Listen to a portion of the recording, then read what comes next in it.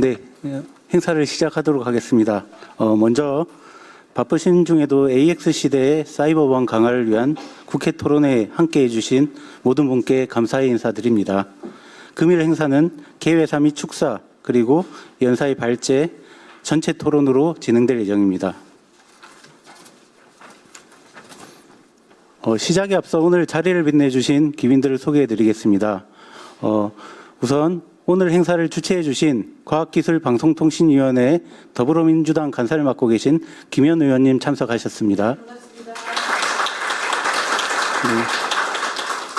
한국정보보호학회 AI보안연구회 회장을 맡고 계신 연세대 권태경 교수님 참석하셨습니다. 네. 한국인터넷법학회 회장을 맡고 계신 한국교원대 정필훈 교수님 참석하셨습니다. 연세대학교 조효진 교수님 참석하셨습니다. 네, AI 전략위원회 보안특위에 참여 중이신 이로운앤컴퍼니 윤도식 대표님 참석하셨습니다. 법무법인 화우의 이근우 변호사님 참석하셨습니다. 역시 AI 전략위 보안특위에 참여 중인 아주대 곽진 교수님 참석하셨습니다. 네, 마지막으로 과기정통부 정보보호기획과 지은경 과장님 참석하셨습니다. 이외에 참석해 주신 모든 분께 다시 한번 감사드립니다. 그럼 먼저 오늘 행사를 주최하신 김현 의원님의 개회사가 있겠습니다. 개회사는 앉은 자리에서 진행하도록 하겠습니다. 네, 반갑습니다. AX시대 사이버 보안 강화를 위한 토론회에 함께해 주신 각계각층의 전문가님들과 정부 관계자에게 감사드립니다. 사실 근래 몇 년 동안, 몇 년이 아니죠. 사실 20년 가까운 기간 동안에 이 사이버 보안을 지키겠다, 예방하겠다라고 했는데 매번 뚫리고 또 국민들에게 불안감을 야기시키고 또 정부는 정부대로 곤혹스러운 상황이 지속되고 있다는 점에 도대체 해법이 뭔가 생각이 매일마다 듭니다. 다른 나라들은 이 문제를 어떻게 해결하고 또 해소해 나가는지도 중요할 것 같고요. 물론 정부가 얼마나 이 문제를 꼼꼼히 보느냐에 따라서 해커들은 거기에 따라서 움직임이 있을 것 같습니다. 여튼 정부 부처 과기부뿐만 아니라 국방부, 그다음에 군, 그리고 국정원, 가기부 포함해서 사이버 보안을 강화하기 위한 제반의 노력을 올해는 좀 성과를 제대로 냈으면 좋겠습니다. 토론회가 여러 차례 있었을 것 같습니다. 물론 올해뿐만이 아니라 지난해 훨씬 21대, 20대에도 있었을 것으로 예상되는 이 분야가 이제는 국민들이 정부가 하는 일에 대해서 안심할 수 있겠다라는 그런 결과치를 내놓는 2026년도가 되기를 기원하고요. 오늘 이 토론회가 그 성과를 내는 그런 자리였다라고 평가될 수 있는 장이 되었으면 합니다. 오늘 참석해 주신 분들께 다시 한번 진심으로 감사드리고 필요하다면 법과 제도 개선, 그다음에 재정적으로 지원해야 될 일이 있다면 적어도 2027년도에는 성과가 이 정도 지원해 줬는데 우리가 제대로 하지 못하면 되겠냐라는 얘기가 나올 수 있도록 최선을 다하겠다 약속 말씀드리겠습니다. 감사합니다. 네, 다음으로 AI보안연구회 회장 권태경 교수님의 축사를 듣겠습니다. 예, 안녕하십니까. 연세대학교의 권태경 교수입니다. 네. 이 마이크인가요?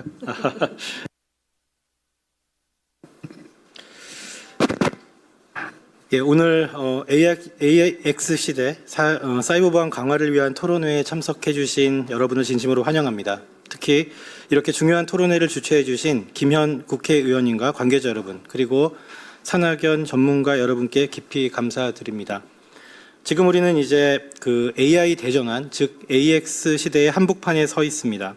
에이전틱 AI와 피지컬 AI가 산업 전반에 스며들면서 AI는 더 이상 특정 분야의 기술이 아니라 국가 경쟁력과 국민 일상을 좌우하는 핵심 인프라가 되었습니다. 그러나 이 거대한 전환의 이면에는 우리가 반드시 직시해야 할 현실이 있습니다. 2025년 한 해 동안 국내 기업 침해 사고 신고 건수는 2,383건으로 작년 대비 무려 26% 이상 증가했다는 보고가 있습니다. 특히 AI를 활용한 딥페이크 사기나 자동화된 랜섬웨어 공격, 그리고 LLM 탈옥 공격이나 에이전틱 AI의 무기화까지 이제 그 공격이 더욱 고도화되고 그 양상이 근본적으로 달라지고 있다고 할 수 있겠습니다.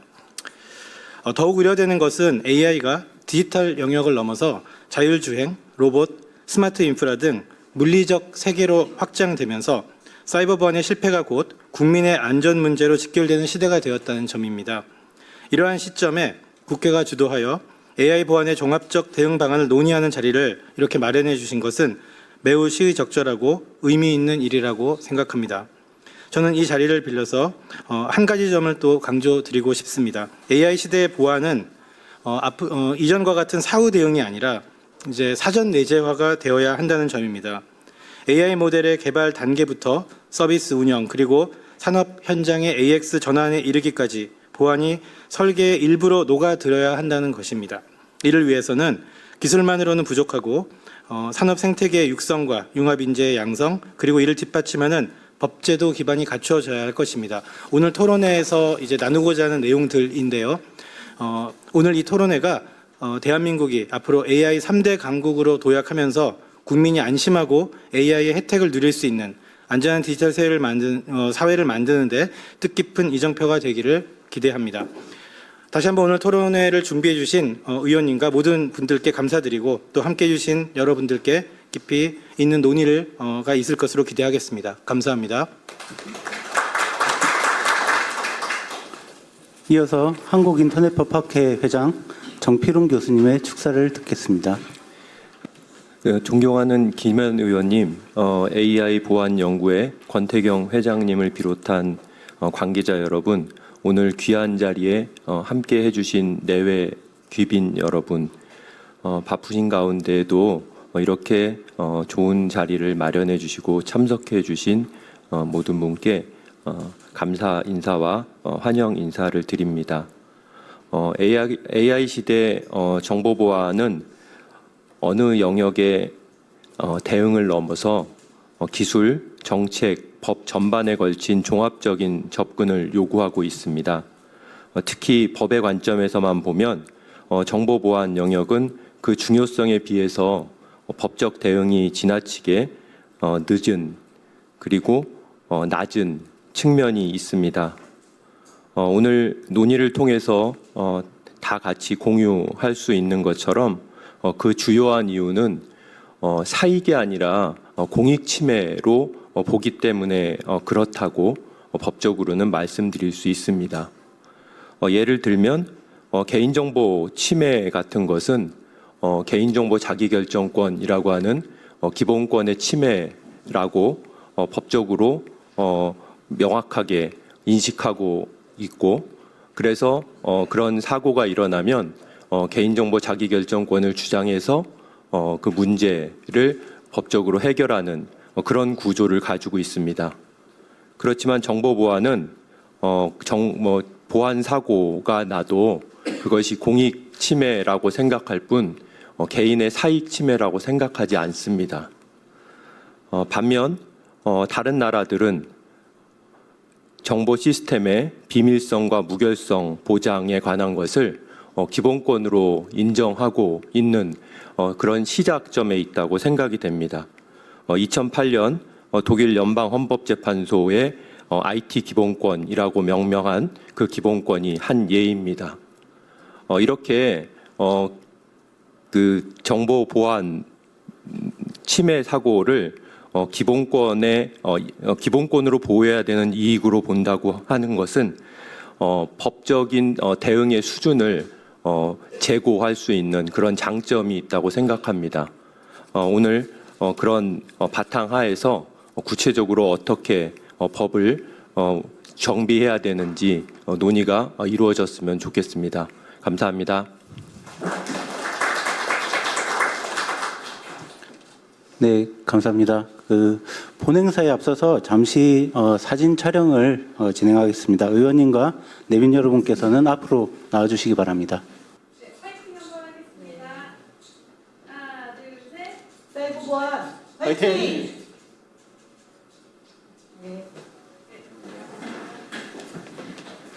네, 다음으로 토론회의 주제 발표를 진행하도록 하겠습니다.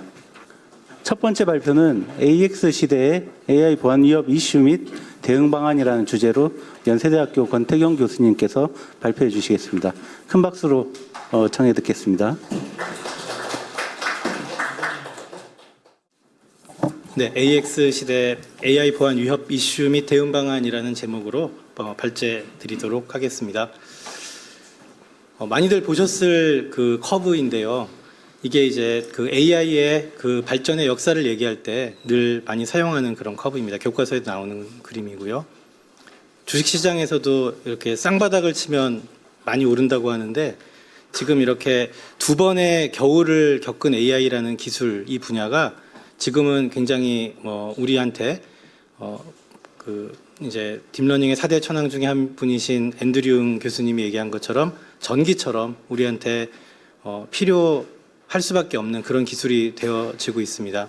역사를 보면 1950년에 그 알란 튜어링이 우리한테 튜어링 테스트라고 잘 알려져 있는 그 이미테이션 게임이라고 하는 것을 정의를 하고 기계가 지능을 가질 수 있을까 또는 기계가 생각할 수 있을까를 생각했던 시기부터 시작해서 이제 존 맥카시 교수님이 AI, Artificial Intelligence라는 용어를 정의하던 이게 이제 1950년대인데요. 이때부터 시작을 해서 신경망을 만드는 뉴럴 AI하고 그리고 규칙 기반의 지능을 실현하는 심볼릭 AI하고 이렇게 둘이 부딪히다가 겨울을 맞이했었습니다. 그게 바로 심볼릭 AI의 대가인 마빈 미nsky가 저 꼭지점에 있는 순간인데요. 그리고 침체기를 겪을 때 이제 제프리 힌튼 그 유명한 교수님이 딥러닝을 연구를 하면서 뉴럴 AI의 이제 획기적인 그런 발전을 그리게 됩니다.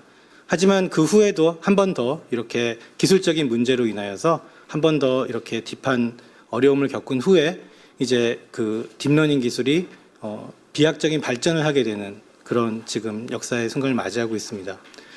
사실 그 AI가 발전을 하려면 필요한 것이 컴퓨트, 계산하는 능력과 그리고 스토리지, 메모리, 저장할 수 있는 능력, 그리고 방대한 데이터가 필요합니다. 학습을 요하기 때문에 이런 모든 것들이 갖추어져 있는 현 시점에 AI의 발전은 앞으로도 계속 이렇게 쌍바닥을 찍고 계속 올라갈 것이라고 보여지고 있습니다. 그러한 가운데 AI 기술은 크게 우리가 두 가지로 분류를 해서 보거든요. 아까 근간이 되는 기술은 심볼릭 AI나 뉴럴 AI로 구분을 하지만 실제적으로 그 사용적인 측면에서는 우리가 판별형 AI하고 생성형 AI로 구분을 합니다. 과거의 규칙 기반의 심볼릭 AI 시대는 그 자체가 판별형 AI를 만들던 시대라고 볼 수가 있고 나중에 기계학습을 이용하는 AI들도 다 판별형 AI를 만드는 시대였습니다. AX 1.0에서는 주로 그런 판별형 AI를 바탕으로 AI의 성능을 높이는 데 많은 관점을 가졌습니다. 그리고 추론과 예측을 하는 데 있어서도 주로 단일 모달리티를 이용하는 그런 제한적인 측면이 있었습니다. 그래서 그 태스크가 제한되다 보니 산업 적용 면에서도 굉장히 제한적이었던 그 시대를 넘어서 지금 AX 2.0이라고 하는 AI 트랜스포메이션 대전환 시대는 생성형 AI 기술을 기반으로 하고 또 더 나아가서는 오늘날 굉장히 이제 많은 기대를 걸고 있는 에이전틱 AI, 피지컬 AI의 등장으로 인해서 앞서 말씀드렸던 대로의 그런 단일 태스크가 아니라 이제 더 AI가 일반화되고 그리고 여러 가지 모달리티를 한 번에 처리할 수 있는 다시 말씀드리면 산업 경쟁력 그리고 그 구조의 근본적인 변화를 가져올 수 있는 또한 한편으로는 물리적 세계와 결합하는 그런 이제 생산성의 혁명을 가져올 수 있는 그런 기술로 이렇게 발전을 하고 있는 것입니다. 반면에 아까 제가 축사 때도 말씀을 드렸지만 국내만 해도 아니면 뭐 전 세계적으로 보고되고 있는 기업에 대한 침해 사고 건수는 폭발적으로 증가를 하고 있습니다. 그리고 많은 그 보안 관련자들, 특히 CIS에게 설문조사를 한 바에 의하면 AI에 기반을 둔 보안 위협, 즉 AI를 활용한 그런 보안 위협이 폭증하고 있다. 그래서 거기에 대한 가장 그 심각한 우려를 표하는 것이 예를 들면 81.2% 이렇게 증가되고 있습니다. 그리고 실제로 AI를 활용한 공격 사례를 보면 예를 들면 피싱 공격 같은 경우에 무려 1265%가 증가했다는 것을 확인할 수가 있습니다.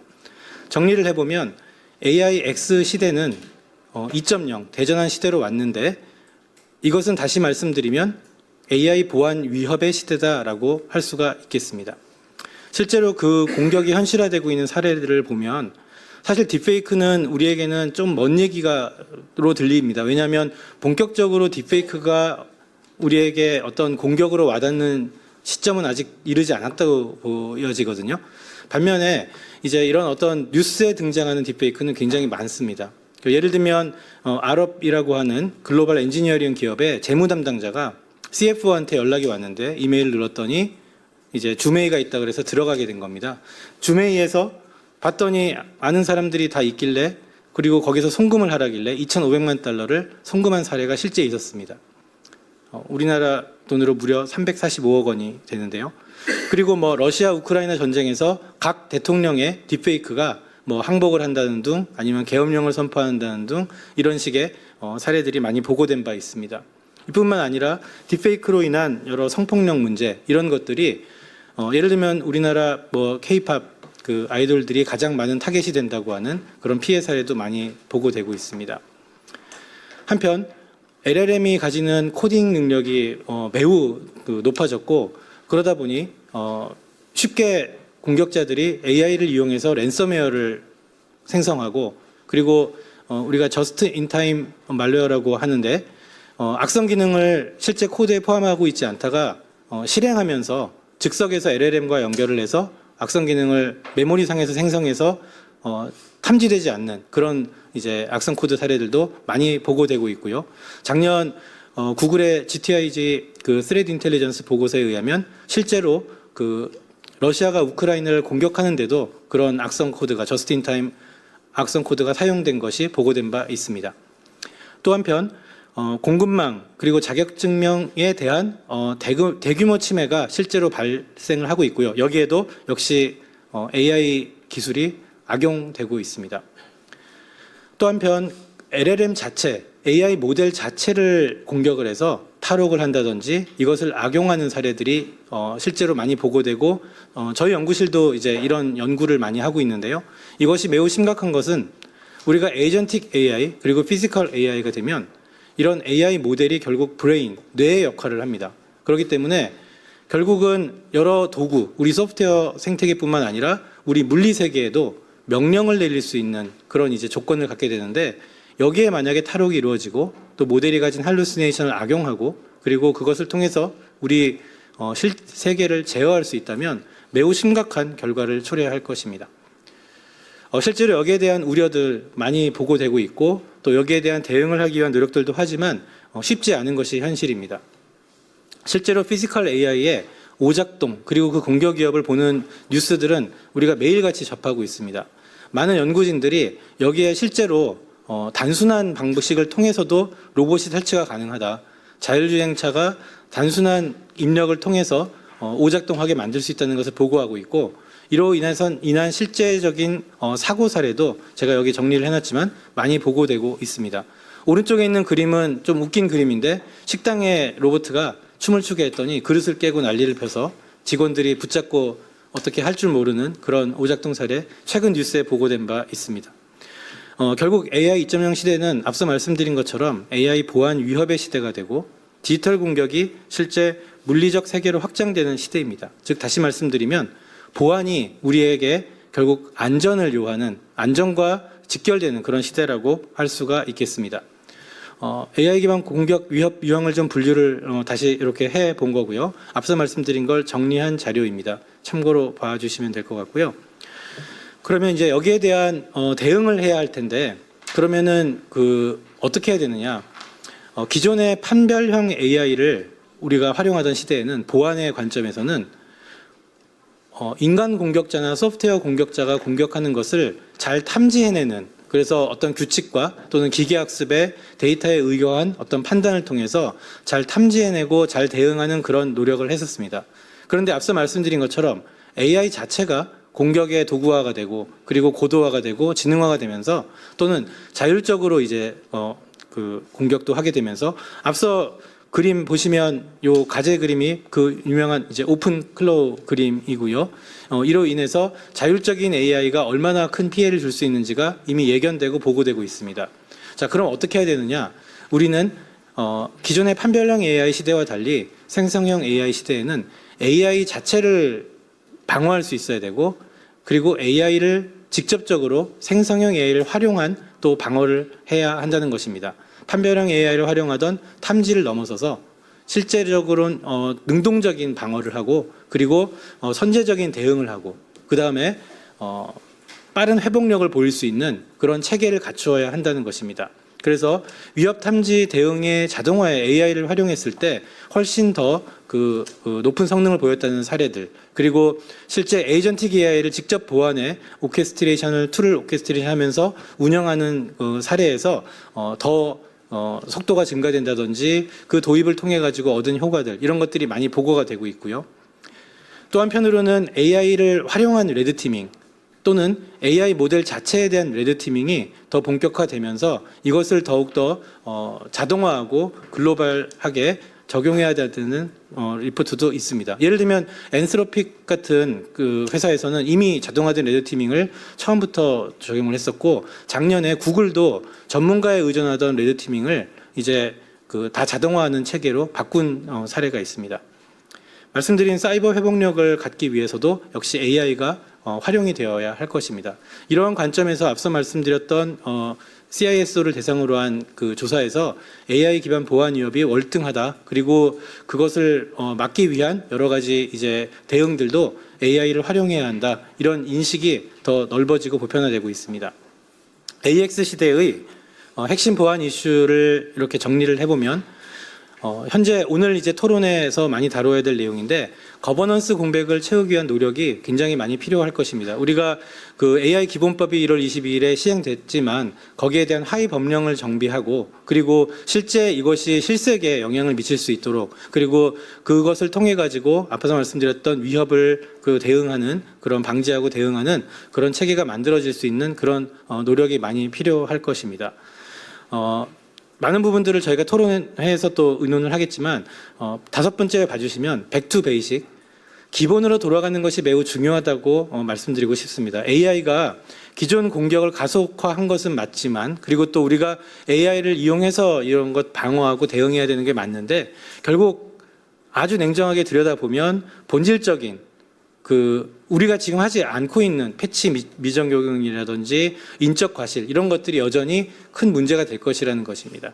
여기에 어떻게 우리가 대응을 할 것인가? 결국 기술적인 발전과 산업에서의 이 보안 생태계, AI를 기반으로 하는 AI 보안 생태계의 육성, 그리고 이런 것들을 이끌 수 있는 인재의 양성, 이런 것들이 아주 합리적이고 그리고 밸런스 있게 이루어져야 할 것입니다. 국내 정책과 국제 규범 표준에 많은 변화와 발전이 있거든요. 이런 것들을 잘 모니터링을 하고 그리고 이것을 잘 주도할 수 있는 그런 체계가 만들어져야 할 것입니다. 마지막으로 제가 OECD에서도 AI를 굉장히 중요한 기술로 보고 보여주는 사례들이 있습니다. 이 그래프를 말씀드리면서 제가 처음에는 쌍바닥을 찍는 곡선으로 시작을 했는데요. 이건 뭐냐면 OECD에서 GPT, 저희가 이제 GPT를 챗GPT 때문에 오픈AI LLM으로 생각을 하는데, 실제로는 General Purpose Technology의 약자로 쓰이던 용어입니다. GPT가 첫 번째가 이제 증기기관, 우리 1차 산업혁명을 이끌었던 증기기관이 있고요. 두 번째가 전기입니다. 2차 산업혁명을 이끌었던 전기가 있고, 그리고 이제 그 다음에 GPT들이 컴퓨터, 반도체, 인터넷이 이렇게 나왔다라고 얘기하는데, 앞서 첫 번째 보여드린 그래프에서 보신 것처럼 컴퓨터의 시작 시기부터 AI의 대한 생각, 기대, 연구가 같이 이루어져 왔습니다.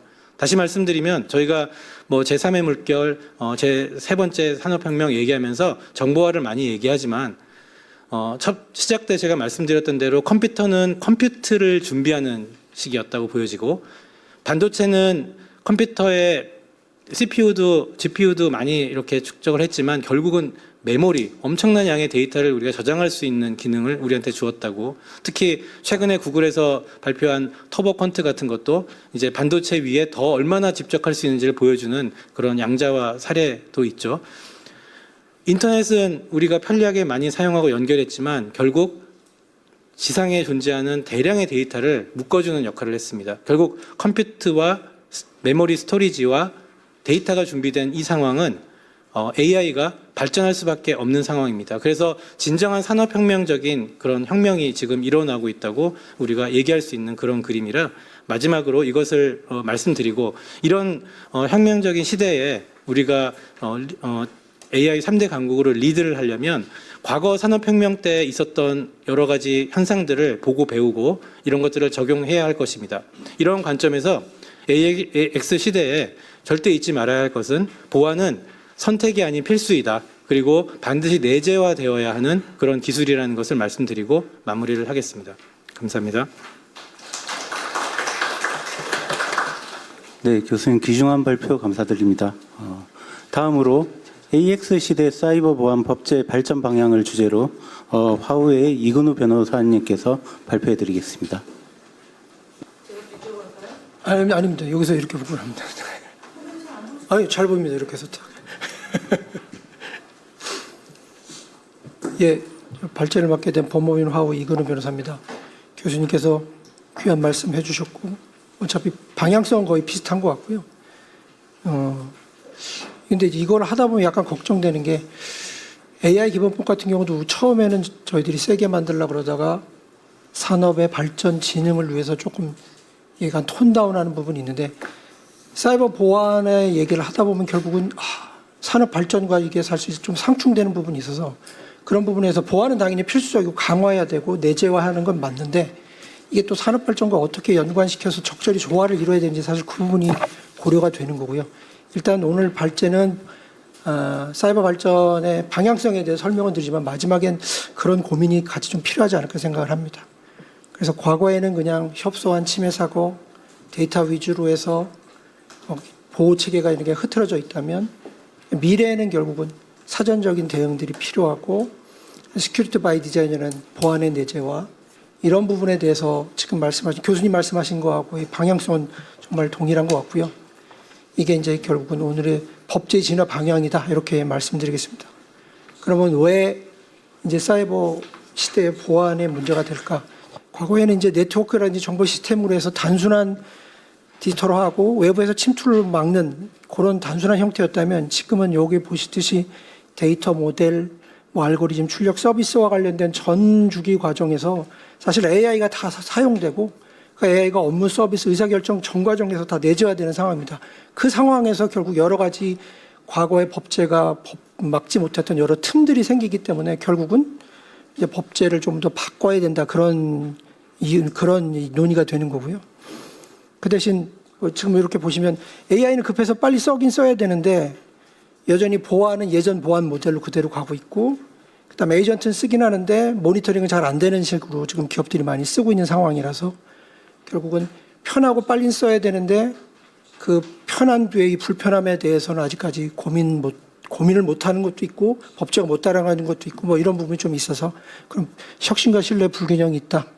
그래서 기본 법제로는 조금 더 설명드리겠지만 과거에서의 그런 침해라고 하는 데피니션이 막지 못하는 여러 가지 새로운 공격들이 많이 들어가고 그다음 과거에는 막지 않았던 이런 보안 모델이라든지 데이터 오염 규제 같은 것들이 좀 부재가 되고 그다음에 뭐 생성 AI 출력 위험 방지라든지 그다음에 사실 AI에 관련된 걸 보면 다양한 주체들이 연관돼 있어서 한 사고가 터지면 과연 누구의 책임인가라는 책임 문제도 사실 같이 벌어져서 그런 것들 통해서 전통적인 법제가 충분히 대응을 하지 못한다. 이런 걸 보이게 됩니다. 그래서 일단 사각지대로는 전통적인 침해 사고 데피니션이 이제 그러니까 정보통신망법도 있고 여러 개별법에서 침해 사고라는 정의들이 사실 있습니다. 근데 그런 침해 사고에 대한 정의들을 대부분 보면 결국 해킹 바이러스 그래서 도구 사람의 중심이지 그러니까 AX 환경에서 새롭게 기반된 그런 침해 그러니까 그런 위험들 그런 것에 대해서는 포섭하지 못하는 사실 한계가 있기 때문에 그런 점에서 전통적인 침해 사고의 정의에 한계가 있다라는 점 좀 설명드리고요. 그다음에 지금 이제 개인정보보호법이 굉장히 AI 시대에도 여전히 강화해서 보호법제하면 우리는 정보통신망법도 있지만 사실 개인정보보호법이 가장 크게 작용을 하는데 거기도 보면 차곡차곡 데이터가 잘 쌓여서 원래 쌓여있던 데이터에 대해서 분실이나 유출을 방지하는 이런 과정이지 사실 그런 것들이 데이터들이 뭉쳐서 학습되는 그 과정에서 새로운 민간정보가 출현되거나 프롬프트 입력을 통해서 개인정보가 추출되거나 파인튜닝 과정에서 개인정보가 혼입돼서 그런 거를 발라낼 수 있는 것의 어려움 사실 이렇게 여러 가지 AI 활용의 복잡성에 대해서는 지금 이제 데이터 보호 중심에서의 개인정보 보호법도 당연히 한계가 있을 수밖에 없다라는 점이죠. 그리고 기존 여러 가지 법제를 그냥 통틀어 보면 기존의 정보 시스템에 대한 설치 위변조 방지라고 하는 규제 영역이 뒀다면 지금 그것에서 보안 조치에서 넘어가는 보안 모델에 대한 검증이나 데이터 오염에 대한 부분들은 여전히 뚫려 있고 책임주체가 지금은 시소, CPO 딱 두 가지 부분만 있는데 그러다 보니까 데이터 모델 위험 총괄이라든지 공급망 보안 통제라든지 그 과정, 시소하고 CPO가 책임을 분할하지 못하는 그 중간 과정에서 누가 책임을 져야 되느냐 사실 그 부분에 대한 책임주체의 공백들이 사실 있습니다. 그리고 통신장애라고 하는 서비스에 대해서도 그리고 AI 오작동 환경이라든지 편향성 통제라든지 이렇게 AI와 관련된 여러 가지 서비스와 관련된 여러 가지 문제점 그 부분에서도 규율하지 못하는 점들이 있다. 그래서 결국은 전통적인 법제가 조금 더 바뀌어야 된다. 그런 점에서 조금 더 설명드리면 이렇게 보이듯이 하나의 사고가 터졌다고 했을 때 여기 보면 데이터 제공자, 모델 개발자, 외부 LLM 제공자, 서비스 운영자가 있는데 이 중에서 누가 책임을 져야 되느냐 사실 이런 문제들이 새롭게 벌어지는 겁니다. 그래서 학습 모델이 오염돼서 만약에 사고가 발생이 됐다 그러면 이 데이터 제공자가 책임져야 되느냐 모델 개발자가 책임져야 되느냐 그다음에 외부 연동 API에서 정보가 유출했다 그럼 외부 LLM 제공자가 책임져야 되느냐 서비스 운영자가 책임져야 되느냐 단적으로 지금 AI 에이전트 굉장히 많이 쓰고 있는데 AI 에이전트 자율 대응 중에서 막 사고가 났다 이러면 이건 운영자의 책임이냐 개발자의 책임이냐 사실 이런 식으로 여러 가지 이해관계인들이 들어가면서 복잡하게 뭔가 사고가 나면 책임을 누가 질 거에 대한 문제들이 과거에 생각하지 못했던 일들이 벌어지게 되는 겁니다. 그렇기 때문에 법제가 좀 더 바뀌어야 된다라는 얘기들을 하게 되는 거고요. 아까도 말씀드렸지만 지금은 전통적인 법제에서 보면 정보보호 책임은 시소, 그다음 개인정보 보호 책임은 CPO 둘 간의 관계인데 그래서 AI와 관련돼서 벌어지는 것들은 이 둘 사이에서 누가 책임을 져야 되느냐. 공간이 양쪽이 기둥은 있는데 중간에 굉장히 빈 공간들이 많아서 그런 점에서 그러니까 통합적인 위험의 거버넌스가 부재하다라는 점이 정말 이제 이 과거에 대한 그러니까 전통적인 법제의 문제점이라 이거죠. 그리고 또 하나는 말씀을 같이 약간 중복되는 면이 있지만 지금은 이제 데이터를 기반으로 해서 안전한 데이터 보안의 위만이 있지만 그 데이터 기반 위에서 AI 모델을 사용하는 여러 가지 위험들이 있는데 그런 것들에 대해서 제대로 대응하지 못해서 결국 모델 위험에서 야기되는 그런 부분에 대해서는 여전히 규율하는 법제가 없기 때문에 저 그림을 보듯이 숭숭 뚫려 있고 금가 있는 걸 저걸 어떻게 막을 거냐 이 부분에 대한 고민이 좀 필요하다. 그래서 새로운 법제라고 하면 그 부분에 대한 보완을 좀 더 신경을 써야 된다. 다만 저걸 막다 보면 AI 산업진흥까지도 막는 거 아니냐. 사실 그런 우려가 조금 있어서 적절하게 조화가 필요하다는 것. 그래서 오늘 토론회에서 참여하신 많은 분들이 좋은 아이디어 주시면 좋겠습니다. 그래서 벌제 방향, 예방, 위험관리, 보안대책 이런 부분에 대해서는 이미 정부에서도 많은 고민들을 했고요. 그래서 2024년, 25년도에 가령 이제 모아놨지만 국가정보원이 AI 보안 가이드도 이렇게 해서 12월에 나왔고 과기정통부도 AI 보안 안내서 12월에 나와 있고 개인정보에도 생애 및 리스크 관리도 그래서 2024년도 그다음 28년도, 25년도 8월 달에 이미 관련돼서 통합적인 AI의 문제점에 대한 인식을 하고 그래서 여러 가지 가이드와 같은 상태로 아니면 일종의 프레임워크로서 관련된 사항들을 만들어냈습니다. 다만 아직은 이게 법조화되지는 않았고 법조화되기 위해서 이런 내용들을 인식하고 있고 그다음에 이거에 대한 준비 작업을 하고 있다라는 정도는 생각을 합니다. 그래서 제가 논의 드리는 게 결국 제 아이디어에서 나는 건 아니고 이미 정부도 관련된 문제들을 인식하고 있다. 인식하기 위해서 여러 가지 기초 작업들을 하고 있다. 그렇게 좀 보이겠습니다. 그래서 국정원 같은 경우도 보면 결국은 운영 통제, 모델 보호, 데이터 보호라는 크게 세 개의 축에서 15가지 AI의 위험이 뭐고 거기에 대해서 어떻게 30대로 어떻게 AI를 방어할지에 대한 나름대로의 방어 기제 같은 거를 마련해서 가이드북을 좀 제시하고 있고요. 그다음에 국정원 같은 경우도 뭐 에이전틱 AI의 문제라든지 피지컬 AI 문제들에 대해서 이런 일이 일어나면 어떻게 대응할지에 대한 나름대로의 그런 메커니즘이나 이런 걸 좀 세우고 있습니다. 그리고 에이전틱 AI와 관련돼서는 휴먼 인더 루프라는 이런 개념들인데 요새 유행하는 게 이제 AI 하네스라는 사실 새로운 건 아니죠. 근데 비슷한 걸로 해서 결국 에이전트가 막 움직일 때 그걸 어떻게 적절하게 말에 이렇게 뭐랄까 말에 대해서 적절히 통제하는 하네스 기구를 둬서 에이전트가 적절히 통제하는지 사실 그 이슈가 크게 부각되는데 이미 국정원에서도 그런 여러 가지 상황들을 고려하고 그런 개념을 고려하고 있다. 좀 볼 수 있고요. 과기정통부도 말씀드린 대로 개발자의 단계, 서비스 제공자의 단계, 이용자의 단계에서부터 AI 보안에 대한 책임과 프레임워크를 어떻게 둘지에 대한 나름대로의 생각과 함께 가이드라인을 좀 갖고는 있습니다. 그래서 이런 정도의 내용들을 갖고 있고 개인정보보호위원회도 AI, 그러니까 개인정보를 사용해서 생성형 AI를 만들 때 결국 목적 설정에서 전략 수립하고 학습 개발하고 적용하는 그 전생의 단계에서 개인정보를 어떻게 보호할지에 관련된 사항들 나름대로 가이드를 내고 있고요.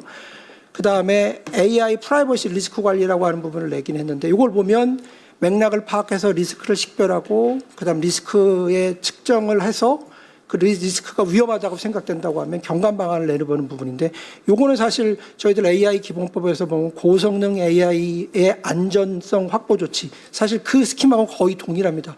그래서 결국은 AI 프라이버시와 관련돼서는 그 방식으로 간다고 하는 것들이 그냥 뭐랄까 공통적인 생각이지 않을까 이렇게 생각합니다. 그래서 이미 정부기관에서도 저희들이 생각하는 문제점에 대해서 충분히 생각하고 나름대로 가이드라인이라든지 그다음에 접근을 위한 프레임워크들을 만들어뒀다. 그러면 이런 걸 잘 적절히 조화해서 법제화하는데 산업을 너무 옥죄이진 않는다. 다만 필수적인 보안은 제대로 갖추는 이걸로 어떻게 법제화를 할지 이 방향을 잘 뭐랄까 합의를 좀 해야 되겠다 이 생각을 하는 거죠. 그래서 결국 발전 방향은 사후 규제에서 사전 예방으로 가는 게 맞다. 그건 당연한 것 같고요. 그 다음에 파편화된 책임 구조가 흩어져 있는 책임 구조를 모아서 결국은 거버넌스를 전사적으로 해야 되는데 그 거버넌스와 관련돼서는 공급망이라고 하는 부분까지도 신경을 써야 된다. 그러면서 결국은 과거에는 개별적으로 이렇게 분리되었던 것들이 결국은 Security by Design이라고 하는 전면적인 부분으로 들어가야 된다. 이 생각을 하는 겁니다. 그래서 마무리를 하면 결국 사이버 보안이라고 하는 침해라고 하는 데피니션이 결국 AI를 통해서 일어나는 여러 사건까지도 신경써 그러니까 통제될 수 있도록 침해에 대한 개념이라든지 위험에 대한 개념이 법적으로 바뀌어야 된다. 그다음에 거버넌스 구조가 재정립돼야 돼서 시소라든지 CPO 이 기준에 있던 거버넌스가 전사적인 거버넌스로 바뀌어야 되고 개인정보보호법도 이번에 보면 CPO가 책임을 지긴 하지만 시소가 책임 주체로서의 그런 CEO가 책임 주체로서 그 책임에 대한 것들이 명기가 된 상태인 것처럼 결국 전체적인 거버넌스에 관련된 사항들에 대해서 법적으로 조금 더 경영진 전체의 책임을 들어야 된다라고 하는 식으로 해서 책임 구조에 대한 재정립과 함께 거버넌스의 소재가 누구한테 있는지를 명확히 하는 것 중요하다. 그리고 여전히 말씀드렸지만 결국은 사전 예방을 위해서 개발 단계부터 이용 단계까지도 전면적으로 시큐리티 바이 디자인이라는 부분이 도입돼야 된다. 다만 여기서 거듭 논의하지만 AI 산업 발전을 막는 부분 그 부분과 보안을 어떻게 적절히 조화할 수 있을지 이 부분에 대해서는 굉장히 심각하게 고민하고 노력은 해야 된다. 보안 강화하는 건 좋긴 하지만 보안만 강화한다 그러다가 산업 진흥을 다 놓치는 수도 있어서 산업도 진흥하되 보안도 적절히 챙길 수 있는 두 가지에 대한 솔로몬의 지혜가 필요하지 않을까 이렇게 생각합니다. 이상으로 제 발표를 마치겠습니다. 네, 이근우 변호사님 발표 감사드립니다. 휴식 없이 바로 패널 토의로 들어가도록 하겠습니다. 패널 토론은 연세대학교 권태경 교수님께서 좌장을 맡아서 진행을 해주시겠습니다. 권태경 교수님 부탁드리겠습니다. 예, 이어서 말씀해 주신 대로 패널 토의를 진행하도록 하겠습니다. 함께 발제해 주신 우리 이근우 변호사님께 감사드립니다. 네. 먼저 저희가 그 발제자 잠깐 이제 두 분 하셨지만 또 패널 잠깐 소개 한 번 더 드리고 시작을 할까요? 패널 참여자 잠깐 소개 드리겠습니다. 네. 그 토론회 초에 이제 기빈 소개 때 소개드렸는데요. 다시 한번 소개드리겠습니다. 우선 연세대학교 조효진 교수님 패널 토의에 참여하셨습니다. 그리고 이로은행 컴퍼니의 윤두식 대표님 참석하셨습니다. 네, 그리고 한국교원대 정필웅 교수님 참석하셨습니다. 네, 아주대학교 곽진 교수님 참석하셨습니다. 네, 과기정통부의 지은경 과장님 참석하셨습니다. 예, 그러면 감사합니다. 제가 먼저 공통적인 질문을 드리는 것으로 저희 패널 토론을 시작하도록 하겠습니다. AX 2.0 시대라고 우리가 이제 얘기를 한다고 말씀드렸었고, 이 시대에 이제 기술, 산업, 인재, 법제 이렇게 네 가지 축이 가장 중요할 것이고, 이것을 밸런스 있게 이제 발전시켜 나가야 할 것입니다. 그래서 이렇게 그 네 분 더하기 또 이제 우리 정부의 그 과장님까지 이렇게 모시게 됐는데, 먼저 기술, 산업, 인재, 법제 이 네 개의 축 중에서 가장 시급하게 강화해야 할 영역이 무엇인지 한번 그 우리 패널 토론자님들께서 한번 순서대로 말씀해 주시면 감사하겠습니다. 네. 네, 안녕하세요. 연세대학교 조효진입니다. 저는 먼저 이 AX 2.0 시대에서 가장 중요한 게 아무래도 인재 양성적인 부분이 아닐까 생각을 합니다. 최근에 AX 대학원 사업이 새롭게 시작되면서 인재 양성이 확대되고 있는 점은 긍정적이라고 판단하고 있습니다. 하지만 AX를 하나의 특화 영역으로 확대하고 있음에도 불구하고 그 안에서의 보완은 아직 충분히 내재화되지 않았다라고 저는 생각하고 있습니다. 관련 사업으로 융합보안대학원 사업도 AI 보안 분야로 이번에 특화돼서 나오긴 했지만 그 선정 규모가 상당히 적습니다. AX는 제조, 금융, 의료의 실제 산업에 전반적으로 AI를 자동화하고 재구성하는 과정이 이렇게 들어가게 되고, 그 안에서 만약에 보안 이슈가 생긴다라면 사실 앞서 말씀해 주셨듯이 저희 산업 전반적인 안전에 직접적인 영향을 미칠 수 있습니다.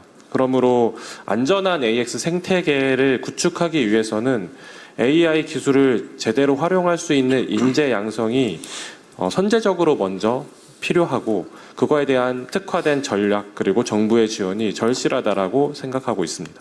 감사합니다. 네. 예. 네네네. 먼저 이제 그 네 가지 축을 하나씩 말씀드리고 그리고 이어가도록 하겠습니다. 네, 저는 이제 산업계에 있다 보니까 이제 산업 쪽에서 말씀을 드려야 될 것 같은데, 실제로 이제 산업 생태계가 있어야 사실 인재 양성이나 이제 이런 것들도 된 다음에 산업이 이제 되기 때문에 산업이 커지지 않으면 인재 양성을 해도 갈 데가 없습니다. 그렇기 때문에 이제 산업은 기본적으로 이제 커야 한다. 그게 경기장 역할을 하는 것이기 때문에 사실 그렇습니다. 사실 글로벌은 이 보안 쪽이 엄청난 큰 경기장이 이미 만들어져 있는 상태이고, 근데 국내는 아직은 좀 그런 것들이 좀 굉장히 약한 상황이긴 합니다. 뭐 일례를 들어서 팔로알토가 작년 매출이 12조입니다. 그러니까 우리나라 전체 보안 시장 뭐 해봐야 물리 보안, 소프트웨어 쪽 보안 다 해서 10조, 뭐 20조 뭐 이 정도 얘기하는데, 여기는 기업 하나가 12조를 합니다. 그렇기 때문에 일단 사이즈 차이가 굉장히 이제 크게 난다. 국내에서 순수하게 보안 소프트웨어로 제일 큰 기업이 안랩이거든요. 안랩이 3천억 합니다. 그러니까 그 정도로 어마어마한 차이가 이제 있다. 이제 이런 말씀을 좀 드리고 싶고요. 뭐 SK 실더스 엄청 큰 회사긴 한데 뭐 건물 관제, 융합 보안, 사이버 보안 다 합쳐가지고 1조입니다. 그러니까 이 근본적으로 이제 시장이 이제 작은 게 사실 문제입니다. 시장이 작으면 뭐가 문제냐면 인재가 잘 들어오지 않습니다. 인재가 안 들어오게 되면 어떤 문제가 있냐면 그 인재가 대학으로도 잘 흡수가 되지 않습니다. 그러니까 대학에서도 인재가 안 크고 산업이 안 크고 이제 이런 문제가 계속 이제 돌고 도는 거죠. 그런데 이제 이 문제를 어떻게 해결해야 되느냐? 근본적으로는 산업이 크는 거죠. 산업이 이제 크려면 현재 공공 조달에만 내수에만 의존하는 이 구조는 좀 벗어나야 됩니다. 물론 공공 조달이 엄청나게 큰 역할을 하고 있기 때문에 그것을 줄이자는 얘기는 아니고 이 공공 조달에서 성공한 이 모델이 해외에 나가서 뭔가 예전에 있잖아요. 전자정부 같은 거 수출했던 것처럼 그게 어떤 글로벌 표준처럼 돼서 수출되는 그런 구조가 만들어져야 하겠다. 그런 생각이 좀 들고, 두 번째는 이제 기업이 좀 크려면 사실 100억짜리 그 기업 200개, 뭐 300개 이렇게 있는 것보다 1000억, 2000억 하는 회사들이 뭐 한 20개, 30개 있는 게 훨씬 생태계적으로 좋습니다. 그래서 어떤 M&A나 이렇게 할 수 있는 그런 구조가 좀 잘 됐으면 좋겠다. 그 다음에 이제 세 번째, 이제 마지막인데, 우리나라는 아직까지 보안이 주로 구축형과 SI 사업으로 점철이 됩니다. 이렇게 되면 표준화되는 제품이 만들어지지 못하기 때문에 회사가 클 수가 없습니다. 왜냐하면 그 기업에 딱 맞추고 그 공공에 맞추면 그 기술은 거기서 더 써먹을 수가 없습니다. 그렇기 때문에 어떤 표준화된 그 제품을 도입하거나 이렇게 하는 그런 것들이 좀 필요하고, 그다음에 사실 AI 시대에서 제일 중요한 건 사스 비즈니스입니다. 왜냐하면 AI 모델이 제대로 잘 구동하려면 엄청난 GPU 팜이 필요한데 그게 일개 공공기관에서 온프레미스로 구축한다고 이게 되는 게 아니거든요. 그렇기 때문에 실제로 클라우드에서 사스 서비스를 통해서 뭔가 보안 메커니즘이 구동이 되어야만 실제로 이 보안 서비스를 하는 기업들도 기술력이 축적이 되고 어떤 서비스 노하우도 축적이 되고, 예, 그렇다고 보여집니다. 예, 이상입니다. 네, 감사합니다. 이어서 기술 쪽. 네, 기술과 관련해서 말씀드리겠습니다. 아주대학교 곽진입니다. 아까 이제 인재 양성 파트 쪽에서도 말씀을 해주셨듯이 이제 AI 기술을 잘 개발을 하려면 이제 하루에도 수백 개씩 쏟아져 나오고 있는 AI 모델들이라든가 이런 녀석들에 대해서 조금 먼저 좀 파악을 하고 이해하는 게 좀 먼저 선행이 되어야 될 것 같다는 생각이 들고요.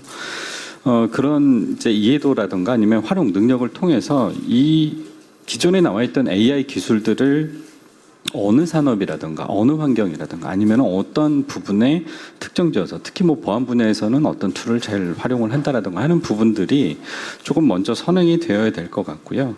그러기 위해서는 각 산업에 대한 이해도가 먼저 뒷받침이 되어야 됩니다. 무조건 이제 AI 모델을 잘 만들고 AI 기술을 개발을 하는 것도 중요하지만 그 기술이라든가 모델이 정확하게 활용이 되어야 되는 산업 분야 가 정확하게 규명이 되어야 되는 부분이고요. 선정이 되어야 그 산업에 특화된 형태의 기술을 개발을 할 수가 있겠죠. 그렇기 때문에 AI 기술을 활용을 해서 만약에 이제 사이버 보안 분야에 적용을 한다라고 하게 되면 AI를 활용을 해서 공격을 하는 공격 기법들에 대한 이해도도 충분히 높아져야 되는 부분이고요. 그런 방식들이 기술적으로 어떤 메커니즘을 가지고 있는지, 그리고 그 부분들을 AI 기술을 통해서 어떻게 대응을 하고 또는 예방 차원에서 활용을 할 수 있는지에 대한 부분들이 좀 먼저 이제 선행이 되어야 될 것 같습니다. 그리고 이제 AI 모델이 가지고 있는 기본적인 위험성에 대해서도 어느 정도 수준에서 이제 우리가 수용 가능하고 통제 또는 이제 관리가 가능한가 에 대한 부분들도 정확하게 파악을 하는 것이 필요할 것으로 보입니다. 그래서 이제 인재 양성이라든가 아니면 기술 개발, 그다음에 이제 산업의 활성화, 그다음에 법 제도적인 뒷받침이라고 하는 녀석이 이제 자연스럽게 연결고리가 만들어져야 되는 것이거든요. 근데 이제 이 각 파트들을 따로 떼놓고 생각을 하다 보면은 분명히 미스매치가 발생을 할 수밖에 없는 상황이 발생을 하게 될 겁니다. 그러면은 또 조정이 들어가겠죠. 조율이 들어가고 수정이 되면서 또 다른 이슈들이 발생을 할 수도 있고요. 그렇기 때문에 이제 정부에서 추진하고자 하는 이제 AI 관련 정책들이 이러한 연결고리, 순환고리 균형을 잘 잡아줄 수 있도록 설정되는 것이 이제 매우 필요하다라고 판단이 되고요. 그런 환경이 먼저 구축이 되어야 이제 특정 산업 또는 이제 사이버 보안 분야에서도 AI 기술이라고 하는 녀석이 정확하고 안전하고 그다음에 검증 가능한 수준으로 활용이 될 수 있을 것으로 생각이 됩니다. 네, 여기까지 말씀드리겠습니다. 이렇게 인재, 산업 그리고 기술 여기에 또 하나의 축이 이제 법제인데요. 정필웅 교수님께서 말씀해 주시죠. 네. 이제 우리가 이렇게 모인 이유가 국회가 어떻게 하고 그다음에 그렇게 국회가 만든 법을 정부가 어떻게 집행하고 이렇게 할 건지 논의하는 장이라고 할 수 있을 것 같고요. 국회가 또 정부가 무엇인가를 하려고 그러면은 법적 근거가 있어야 되는 것이죠. 법치주의니까요. 네, 그렇게 생각하면은 이제 지금 말씀하셨던 어떤 그런 논의들을 다 법적인 관점에서 재해석해서 어떻게 법을 만들고 집행할 것인지 이런 측면이 좀 중요하다 이렇게 이제 말씀드릴 수 있을 것 같고요. 이제 아까 말씀드렸던 것처럼 법의 관점에서 이제 이 문제를 다룰 때 좀 근본적인 쟁점에 대해서 좀 우리가 생각해 봐야 된다고 생각이 됩니다. 개인정보 침해 같은 경우는 어떤 사고가 일어나면은 시민들이 또 언론에서 굉장히 문제 제기를 많이 하고 그렇게 하니까 보상이라든지 앞으로 제도적 개선이라든지 이런 것이 차곡차곡 이루어지는 반면에 정보보안의 침해 사고가 발생했을 때는 논의는 있지만 끝까지 제도 개선까지 이르지 못하는 그런 측면이 있다고 생각을 합니다. 그 근본적인 이유가 뭘까 이거에 대해서 학회에서 굉장히 많이 고민을 하고 했던 결론이 아까 말씀드렸던 이제 그 구조인데요.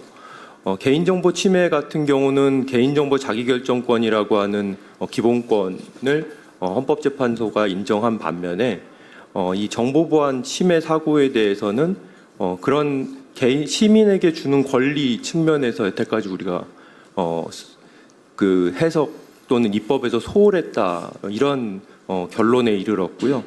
이번 기회에 개인정보 자기결정권에 대응할 수 있는 정보보안권 뭐 이렇게 이름 붙일 수 있을 것 같은데요.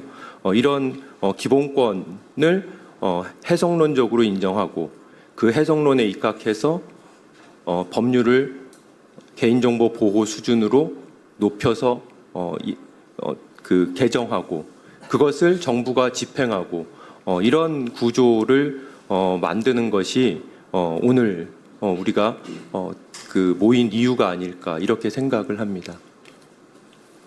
예, 감사합니다. 지금 이제 그 네 분께서 사실 뭐 인재 양성 그리고 그 산업의 발전 그리고 기술 그리고 법제 이런 그 말씀들을 해주셨는데요.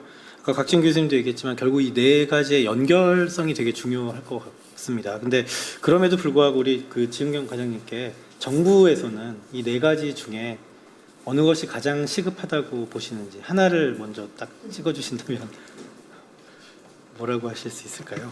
제가 먼저 말씀하신 분들이 다 전문가 분들이셔서 네 가지를 충분히 하나씩 말씀하실 것 같아서 네.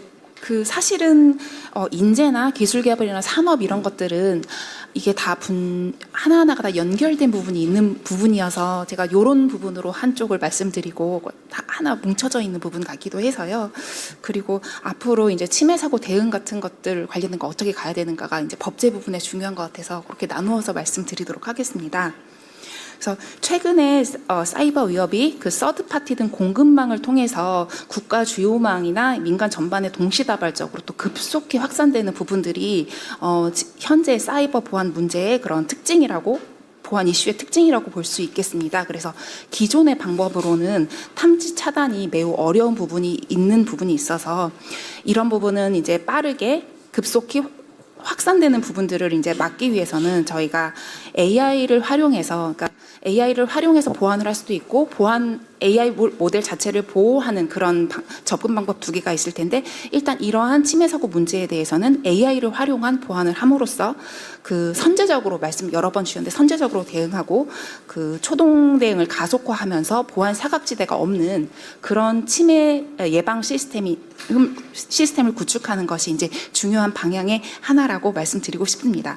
그리고 이제 말씀하셨던 부분들 중에서 산업이라든지 인재라든지 기술 개발 부분에서는 이제 AI가 피지컬 AI나 에이전틱 AI가 발전되면서 이제 이러한 것들이 실시간으로 행동을 승인을 하든지 무결성 검증을 하든지 이런 부분에서 미래형으로 이제 계층 보안 체계를 수립하고 또 그리고 안전성 평가도 하고 표준화를 할 수 있도록 기존의 앞으로 지금 나아가는 AI 산업들이 보안과 잘 융합이 될 수 있도록 그렇게 산업을 육성하는 것이 중요하다고 보고요. 융합될 수 있도록.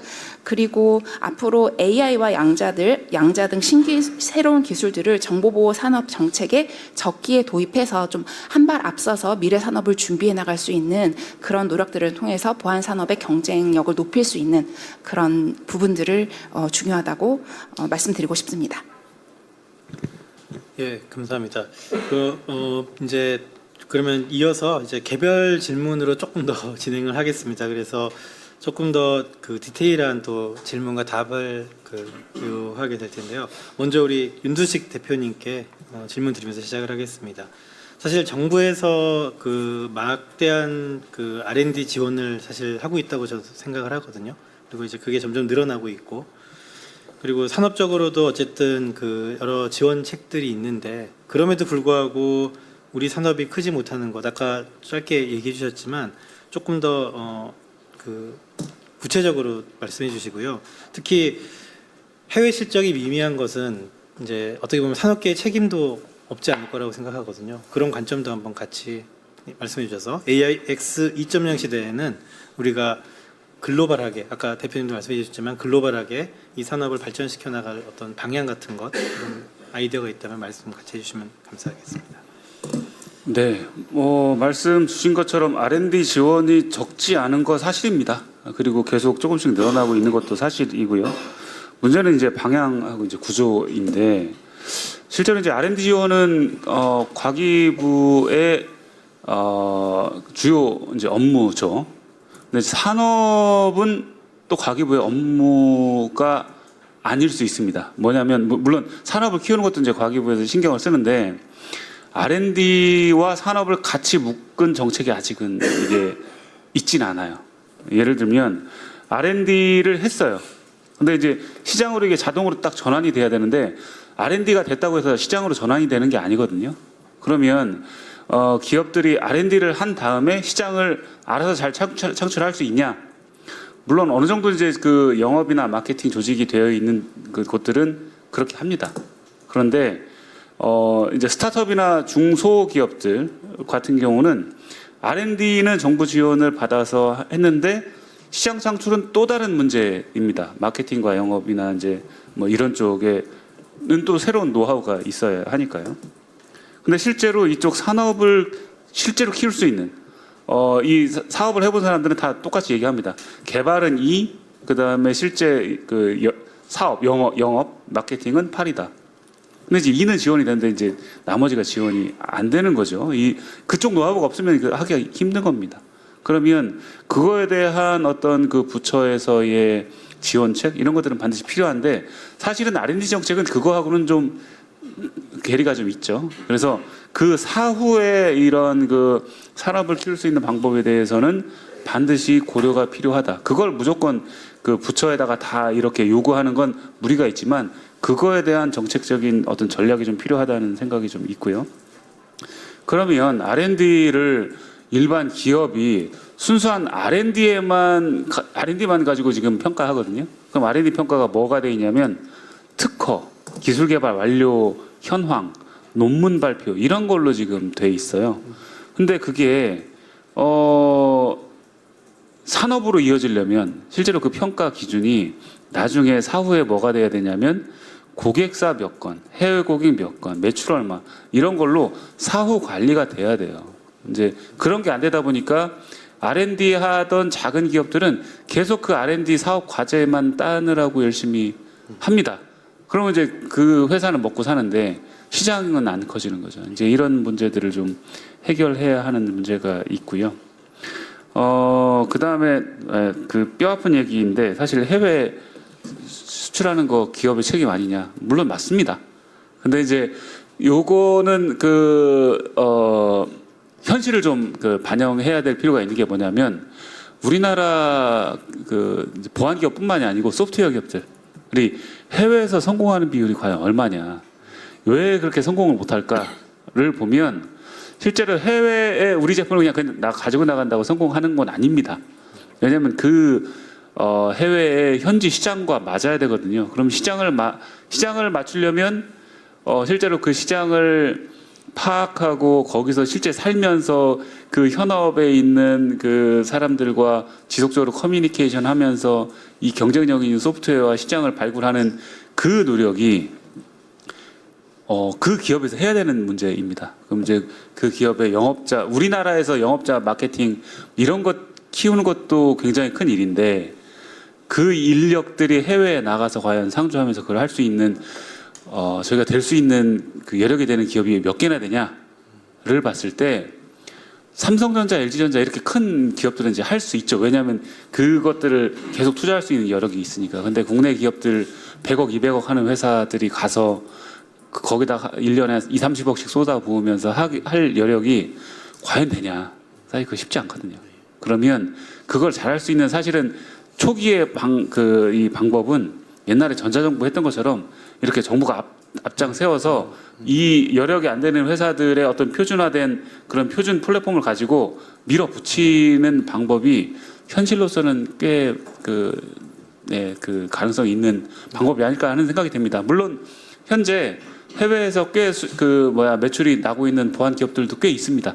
그 기업들과 뭔가 협력을 통해서 조금 더 전략적인 어떤 그런 시장 창출 방법을 찾는 것도 충분한 방법이 되겠죠. 예, 그렇습니다. 좀 다음으로 넘어가기 전에 네. 혹시 한국형 CES가 있나요? 한국에요. 한국에서도 예. 라스베가스에서 하는 CES 같은 게 네. 한국에서도 있나요? 한국에서 그걸 표방하려고 하긴 하는데 그게 이제 아직까지는 성공적이지 못하고 있습니다. AI 전략위원회에서 기획하시고 진행하시면 이 문제는 해결될 것 같아요. 네, 그게 뭐 단계적으로 해결될 건 아닌데 아무튼 이제 잘 기획 한번 해보겠습니다. 그런 CES급이 되는 정말 한국에서 CES는 네. 한국 혁신 기업을 홍보하는. 외국에만 가서 네. 단기적으로 끝나는데 네. 그런 박람회잖아요. 박람회죠. 엑스포죠. 일종의. CES처럼 한국에서 박람회. 네. 한번 그래서 네. 이제 혁신 기업들을 계속 네. 이어가게 만드는 네. 게 중요한. 예. 잘 한번 기획해 보도록 하겠습니다. 예. 네. 하나 더 저도 말씀을 드리면 아마 우리 과장님하고도 연결이 될 것 같은데 대표님 마지막에 해주셨던 말씀 중에서 정부가 이렇게 나갈 수 있게 한 번에 그런 사실 어떻게 보면 인큐베이터 역할을 해서 R&D에 들어가는 돈이 사실 이런 말도 있거든요. 기업들이 거의 망했는데 R&D 자금 따서 연명한다. 그래서 연명을 하면서 새로운 씨앗이 뿌려져서 자라야 될 걸 못하고 거기서 사실은 또 나와서 또 만들고 막 이런 체계가 있어야 될 텐데 그게 아니고 기존에 이제 자리 잡은 데가 그냥 연명하면서 산업이 오히려 쇠퇴하는 그런 얘기들도 많이 들리거든요. 차라리 그 돈을 지금 아까 대표님 말씀하신 것처럼 뭐 산업에 예를 들면 거기에 인큐베이터를 차려가지고 정부에서 아예 그런 씨앗 기업들을 바로바로 진출할 수 있는 그런 기회와 장을 마련하는 데 비용을 쓰는 건 어떨까 한번 제가 제안을 드리고 그것도 제가 잠깐 말씀을 드리면 사실은 제가 플랫폼을 만들어야 될 것 같아요. 네, 근데 가기부만 관련이 있는 게 아니고 지금 중소기업 벤처부도 관련이 있고 산업자원통상부도 관련이 있고 그다음에 재경부도 관련이 있거든요. 그리고 이제 그럼 제각각 이제 다 나올 텐데 결국은 부총리가 AI 지금 주무예요. 그래서 지금 말씀하시는 AI 전략위원회에서 나온 것도 그렇고 속도를 내서 좀 플랫폼을 만들어서 거기에 좀 장착을 해가지고 예, 예. 쉽게 이렇게 좀 전파될 수 있도록 뭔가 있어야 되는데 지금 다 제각각이에요, 다. 예. 맞습니다. 의원님 말씀대로 이게 집중할 수 있는 방법이 필요할 것 같습니다. 네. 예, 그건 그렇죠. 그건 얘기할 게 또 예. 굉장히 많은데 예, 아무튼 네, 맞습니다. 네. 다시 마이크 드릴게요. 아, 예, 그거 뭐냐면 사실 그런 거 있어요. 그냥 짧게만 말씀드리면 R&D 해서 실제로 이런 스타트업들이 뭔가 사실 정부에서 초기 시장을 만들어주는 게 굉장히 중요하잖아요. 근데 그 뭐 조달이나 이제 이런 것들 때문에 관공서나 이제 이런 공공기관은 조달에 등록돼 있지 않으면 구매를 못 합니다. 그 스타트업을 통해서 만든 것들은 뭐 2-3천만 원짜리 수의 계약을 할 수 있는데 사실 수의 계약 하려고 해도 뭔가 인증이 필요해요. 그럼 인증이 뭐 GS 인증도 필요하고 NEP 필요하고 NET 필요하고 뭐 수없이 많은 인증이 필요하고 보안도 수없이 많은 인증이 필요합니다. 보안은 더 많아요. 그러면 그 스타트업들이 그걸 뛰어넘으려고 또 돈을 쓰고 시간을 쓰고 시장 창출하려다가 그냥 고사되거든요. 그러니까 이게 과기정통부만 할 수 있는 일은 아닙니다. 과기정통부와 행안부와 조달청과 그다음에 중소벤처기업부와 그다음에 공공기관에서 전략적으로 이거를 만들어내지 않으면 이 틀을 깨기 굉장히 힘듭니다. 그래서 그런 것들은 조금 컨트롤 타워가 어디가 될지는 잘 모르겠지만 아무튼 이게 조금 더 전략적인 어떤 논의가 필요합니다. 예, 감사합니다. 그럼 이제 우리 산업을 넘어 또 한번 인재 쪽으로 다시 돌아가서 질문을 하도록 하겠습니다. 실제 이제 인재 양성이 필요하다 이렇게 얘기를 하지만 좀 더 구체적으로 어떤 인재를 양성을 해야 하는가? 사실 AI 쪽에도 AI 대학원을 비롯한 이제 인재 양성 사업이 그동안 있어 왔고 보안 쪽도 융합보안 대학원을 또 비롯한 여러 가지 인재 양성 사업이 있어 왔지만 이제 과연 우리가 AI 보안 인재가 지금 있느냐? 산업계에서는 아까 제가 준비했던 자료에도 있지만 부족하다고 지금 가우성이거든요. 그랬을 때 구체적으로 어떤 인재가 양성되어야 할까? 그리고 그런 인재를 양성하기 위한 방안이 만약에 아이디어가 있다면 함께 말씀해 주시면 감사하겠습니다. 네, 질문 감사합니다. 네, 상당히 좀 제가 생각했을 때 어려운 문제이긴 한데 사실 이제 기존에 말씀해 주셨듯이 AI 대학원도 있었고 융합보안 대학원 모델도 있었습니다.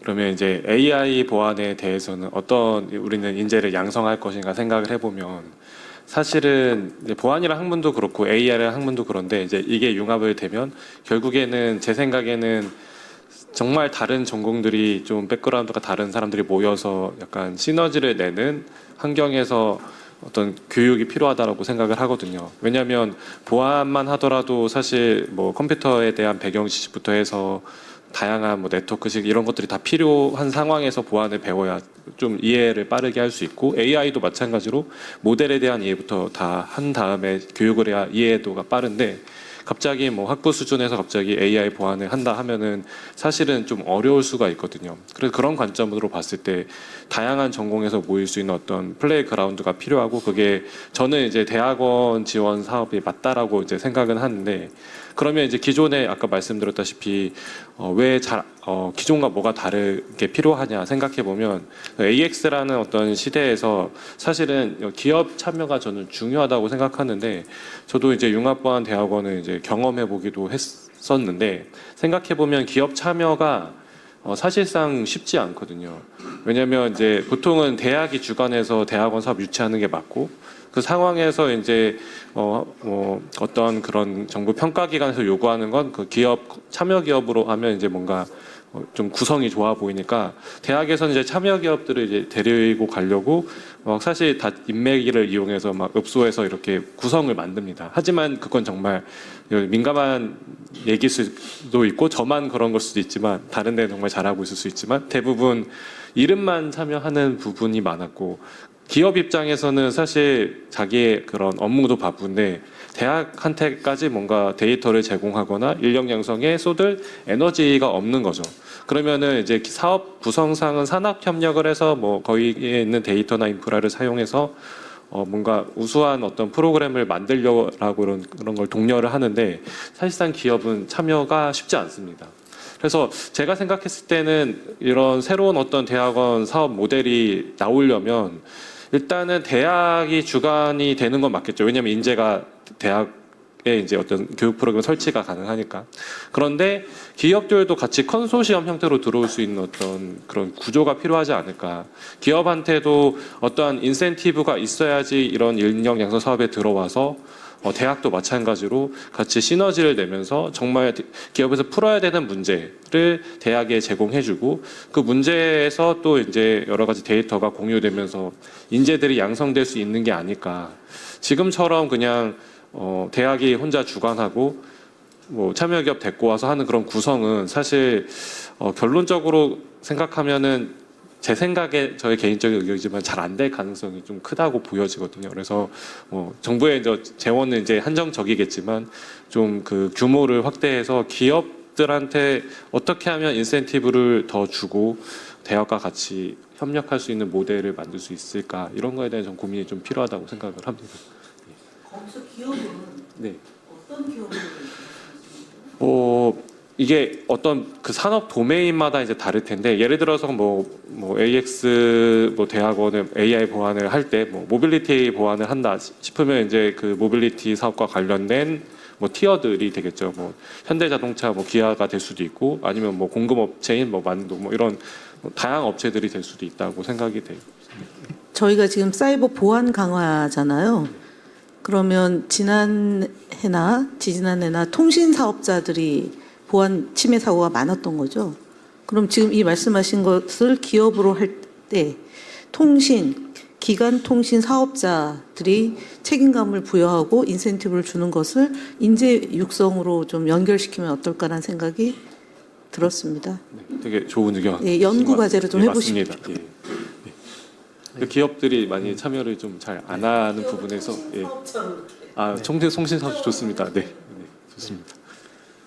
의원님 계신 것 같습니다. 그리고 이제 그 CISO들, 그 CISO들 그 설문 이렇게 한 걸 보면 굉장히 그 책임에 대한 두려움들을 많이 갖고 있거든요. 보안 인력이라고 하면 보안 인력이 되었을 때 결국 이제 그런 업무를 담당을 했을 때 사고가 터지고 그로 인한 책임을 지게 되지 않을까라는 그런 우려도 매우 큰 게 사실이거든요. 네. 그래서 어떤 보안 인력에 대한 그 산업계에서의 어떤 처우가 굉장히 많이 개선될 수 있는 그런 어떤 제도 마련 이런 것도 굉장히 중요할 것 같아 보입니다. 잠깐 이어서 죄송한데. 네. 근데 혹시 통신사에서 대학을 운영한다거나 이런 거 있나요? 학과를 운영하는 거? 그러니까 산학지관인데 궁금하죠. 한번 확인해 보시죠. 예를 들면 이제 한전 같은 경우에는 이제 그런 대학이 있는 것처럼 통신 쪽에서는 사실 없는 것 같습니다. 네. LG U+에서 숭실대학교 계약학과가 있을 거예요. 학과 정도가 있고요. 네. 좀 더 종합적인 운영은 별로 없다고. 교수님하고 교수님 두 분이서 엄청나게 돈을 많이 벌고 또 근데 이제 기여를 해야 되잖아요. 사회에 기여를 하는데 제가 왜 얘기를 드리냐면 인재를 육성하는 것도 좋고 그 육성된 인재가 이제 기업으로 일자리가 많이 창출이 돼야 되는데 최근에 연구 보고서를 보면은 AI 관련 기업들의 일자리가 줄었다는 보고서가 나왔거든요. 사실은 좀 근거가 희박한데 언론에서는 좀 선정적으로 보도를 하거든요. 그럼 인재를 육성해서 그 인재가 유출되지 않고 지속적으로 AI 분야에서 활동을 하려면 육성하면 가야 될 자리가 있어야 되는 거거든요. 근데 앞서 이제 보안 분야는 확장할 수 있다. 일자리가 많이 창출될 수 있다라고 한다면 이게 연계하면 산학지관이잖아요. 그것들을 조금 더 이렇게 좀 넓혀서 기여를 하고 그다음에 이제 맨날 벌금 내라라는 게 아니라 이렇게 좀 감해 준다라면 그 육성하고 할 수 있을 것 같거든요. 그런 것들을 좀 같이 그렇다고 여기 언론인 있으면 제목으로 이거 갖지 마세요. 기적입니다. 아이디어 차원입니다. 예, 그럼 이제 또 기술 쪽으로 좀 넘어가 보겠습니다. 이제 우리가 AI 모델의 글로벌 공급망을 얘기하면 항상 이제 그 허깅 페이스 얘기를 하는데요. 허깅 페이스에 올라와 있는 오픈웨이트 모델 개수가 몇 개인지 아시나요? 혹시? 굉장히 많거든요. 그래서 무려 지금 270만 개 이 정도가 올라와 있고 그 중에 이제 30억 개 파라미터 갖는 모델 이상을 따져봐도 50만 개 이상 뭐 이렇게 카운트를 많이 하고 있습니다.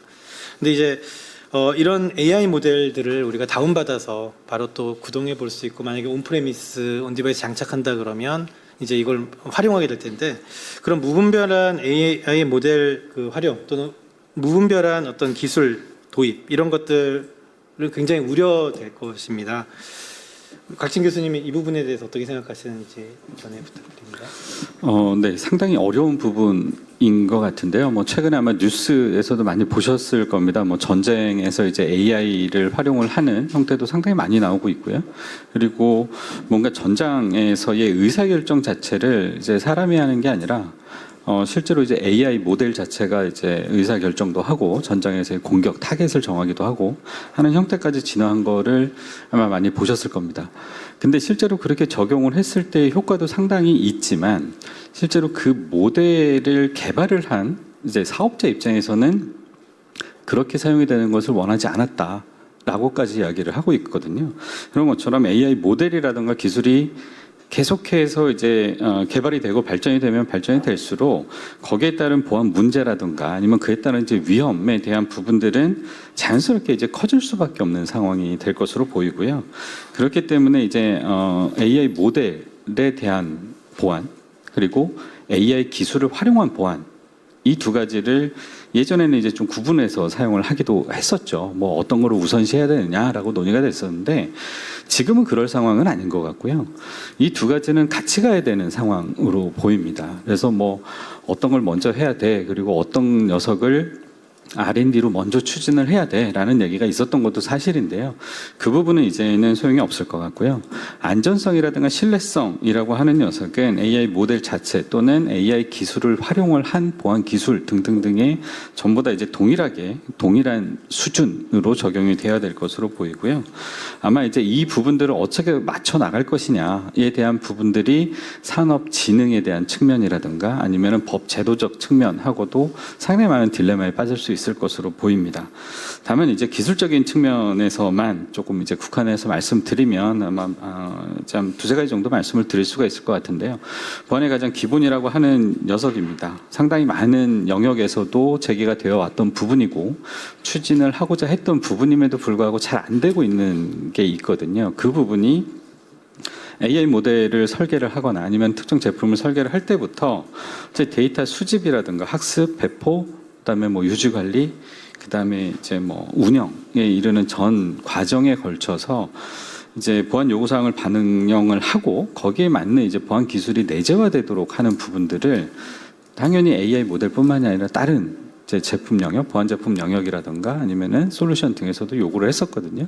근데 그 부분이 실제로 정확하게 적용이 되고 있지 않습니다. 근데 AI 모델이라든가 AI를 활용하는 기술에 관련된 여러 가지 장비나 소프트웨어들은 이 부분이 훨씬 더 중요하게 작용을 할 수밖에 없거든요. 그렇기 때문에 AI 모델이라든가 아니면 AI 활용 보안 기술에 대한 부분들도 생애 주기 전 단계 에서의 AI 보안 내재화라고 하는 개념을 꼭 가져가야 될 것으로 보이고요. 최근에 이제 AI 기본법이 발효가 되면서 고영향 AI 서비스라고 하는 용어를 정부에서 사용을 하기 시작을 했습니다. 특히 이제 고영향 AI라고 이야기를 하거나 아니면 정의를 하게 되면 거기에 따르는 안전성이라든가 신뢰성은 좀 더 높은 수준으로 보장이 되어야 된다라든가 확보가 되어야 된다라는 의미가 되어야 되는 것이잖아요. 근데 거기에 따른 제도라든가 이런 부분들은 동일한 수준으로 적용이 되고 있거든요. 그리고 활용이 되거나 이용을 하거나 개발하는 단계에서 필요한 녀석들도 다른 것들과 동일한 수준으로 적용이 되고 있습니다. 그렇기 때문에 이제 그 부분을 어느 정도 좀 뭐 기술적인 부분으로 보완이 힘들면 제도라든가 아니면은 검증을 해서 뭔가 확보할 수 있는 형태가 되어야 될 텐데요. 그러기 위해서는 이제 뭐 인증 체계라든가 아니면 검증 체계에 대한 부분들도 현재 최근에 논의가 되고는 있지만 좀 더 견고한 방향으로 이루어져야 이제 AI 기본법의 실효성을 확보를 할 수 있을 것으로 보입니다. 근데 이 인증이라든가 검증 제도는 이제 새로운 뭔가 기술이 나오거나 모델이 나오거나 서비스가 나오면은 당연히 계속해서 이제 뭐 따라 나오는 이야기가 되는데요. 이 부분이 결국에는 또 다른 산업 활성화를 저해할 수 있는 요소가 될 수도 있거든요. 항상 그런 순환을 반복해 오기도 했었고요. 그렇기 때문에 이제 이 부분이 AI에 적용이 된다라고 하게 되면 앞에서도 이제 산업 부분에서도 윤두식 대표님께서 말씀을 하셨지만 AI 서비스가 이루어지는 것은 결국 클라우드 기반으로 가는 부분들 상당히 중요하다라고 말씀을 해 주셨죠. 그러면은 AI만 따로 떼놓고 인증 검증을 해서 안전성을 판단을 하느냐? 그건 말이 안 되는 부분이잖아요. AI는 만들어졌는데 그 서비스가 이루어지는 것은 클라우드 기반으로 이루어진다라고 하게 되면 타 산업 분야에서 적용을 하고 있는 인증이라든가 검증 제도와의 어느 정도 유기적으로 결합을 할 수 있을 것이냐, 아니면은 연결을 하거나 아니면 연동을 할 수 있을 거냐에 대한 부분들이 같이 논의가 되어야 되는 부분인 거죠. 근데 대부분의 이제 제도라든가 이런 녀석들이 나올 때 보면 AI라고 하는 키워드가 있으면 AI를 위한 땡땡땡으로 가거든요.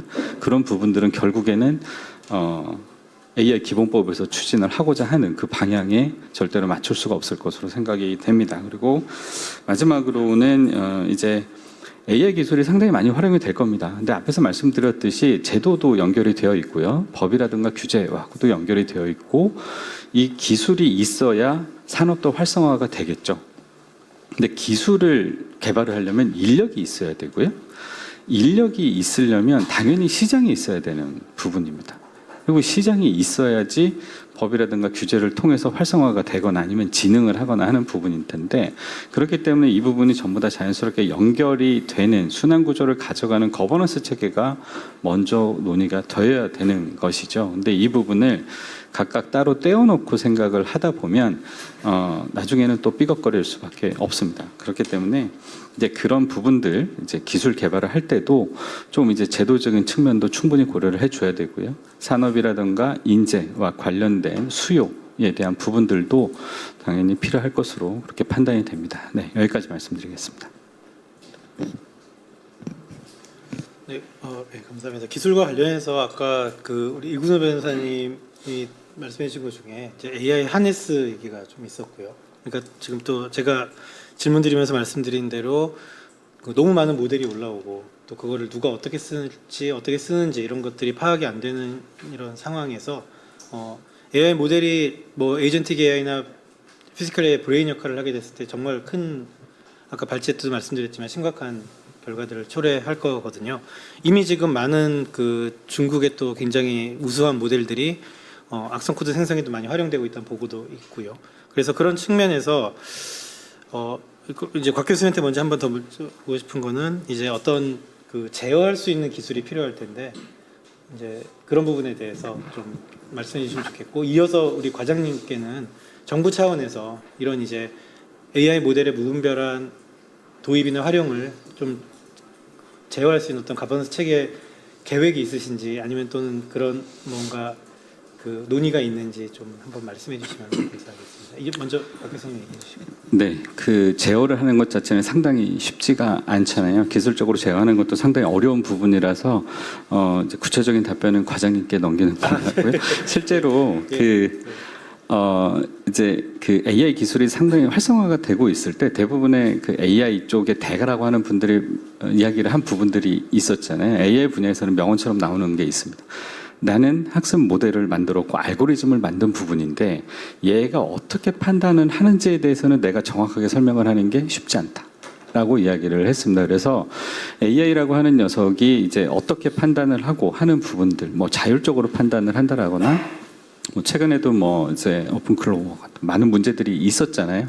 자율적으로 뭔가 이제 악의적인 행동을 한다라든가 악성 코드를 만들어낸다라든가 하는 바이브 형태도 많이 나오기도 했고, 그래서 그런 부분들을 기술적으로 통제하는 부분들은 솔직히 쉽지는 않을 것 같습니다. 그래서 아까 말씀드렸던 이제 보안 내재화에 대한 부분들을 통해서 어느 정도 수준으로 조금 이제 경감을 시킨다라거나 아니면은 이제 통제 가능한 수준 범위까지 조금 이제 바운더리를 갖다가 조금 한정을 한다라든가 하는 부분들이 현실적으로 이제 기술적 긍정적인 방안이 될 수 있을 것 같고요. 네, 이런 부분들이 결국에는 또 이제 뭐 AI 활성화라든가 이런 부분들하고의 또 상충이 될 수도 있는 부분인데 위험성을 고려를 하면 어느 정도 통제 가능한 수단도 필요하다라고 생각이 듭니다. 거기 추가로 말씀드리면 그 최근에 구글에서 이제 AI 모델을 학습을 할 때 의식이 있다라는 것을 그 계속 학습을 시켰더니 이제 지능적으로도 그리고 기능적으로도 AI 모델이 더 많이 활성화되고 또 그렇게 그 이제 기능이 좋아지는 걸 이제 경험했다라는 보고도 있거든요. 그러니까 학습을 할 때 이제 잘못된 그 신호가 있을 때는 이제 스스로를 반대로 이렇게 다운그레이드 할 수 있는 학습을 또 한다면 어떨까 하는 그런 연구도 있긴 합니다. 근데 곽진 교수님 얘기해 주신 대로 자체적으로 그 안에 설명이 어려운 점이 많기 때문에 이거를 이제 외부적인 킬 스위치를 활용하지 않으면 사실 어렵거든요. 그래서 그런 것들은 가버넌스 체계에서 뭔가 이렇게 관리가 돼야 되는 부분이기 때문에 과장님께 혹시 아까 질문 드린 대로 이제 AI 기술의 모델의 도입 이런 부분들에 있어서 또는 활용 이런 부분에 있어서 그런 제어할 수 있는 그런 체계를 갖추는 거에 대한 뭐 계획이나 논의가 있는지 한번 말씀해 주시면 감사하겠습니다. 저희가 지금 AI 기반으로 해서 치매 대응 역량을 강화하고 있는 그런 사업을 하나 소개해 드릴 수 있을 것 같은데요. 그 AI를 기반으로 해서 그 탐지를 하고 대응을 하고 분석까지 전주기 치매 대응 체계를 구축해서 사이버 치매에 대한 선제적인 예방과 신속한 대응 역량을 강화하기 위한 그런 사업들을 추진하고 있습니다. 그래서 이제 아까 앞에서 서론에서 이제 설명해 주실 때 AI를 기반으로 한 공격들이 막 전년도에 비해서 엄청 빠른 속도로 증가하고 있고 그런 부분들을 이제 저희가 감안할 때 이제 저희가 이제 이걸 대응을 할 때도 기존의 인력 중심으로 대응을 하는 것보다 신고라든지 그런 부분들을 LLM 같은 것들을 도입해서 빨리 신고가 되고 초동 대응을 빨리 하고 그리고 전주기적으로 위협 정보를 뿌리는 것까지 신속하게 해야 될 부분들을 AI를 도입해서 할 수 있도록 저희가 그런 부분을 추진하고 있는 것들이 있고요. 그리고 R&D 쪽에서도 말씀 주신 AI 모델에 대한 공격이라든지 데이터가 오염되는 것들에 대한 그런 것들을 방지하고 소프트웨어의 공급망에 대한 그런 부분들에서 안정성을 강화하기 위한 그런 연구를 계속 하고 있습니다.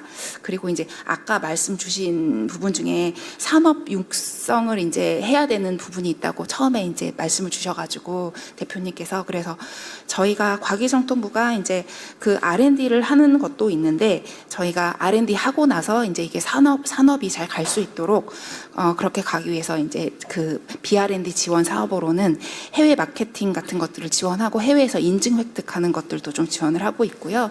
공동 전시관에 참여하고 그리고 AI 기업 보안 기업들이 시제품을 만들고 육성하는 것들을 저희가 BR&D 지원 사업으로 추진하고 있는데 말씀 주신 내용을 참고해서 이러한 것들이 좀 더 유기적으로 연결될 수 있도록 그렇게 추진을 하도록 하겠습니다.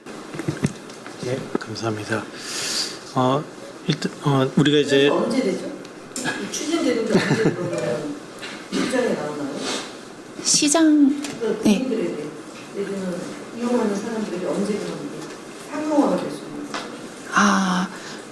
지금 제가 말씀을 드린 것들은 지금 사실 BR&D 사업들을 그 R&D에서 산업으로 가기 위해 지원하는 것들을 잘 하고 있는데 그런 것들이 이제 R&D 끝난 기업들이 유기적으로 올라와서 잘 할 수 있도록 체계를 마련한다고. 네. 지금 네네. 탐지 분석 대응에서 대응할 수 있는 거고 그다음에 이런 것들을 이제 강화시키기 위한 노력을 하는데 근데 매번 이런 말씀을 하시거든요. 그래서 드리는 퀘스천 맞죠? 질문.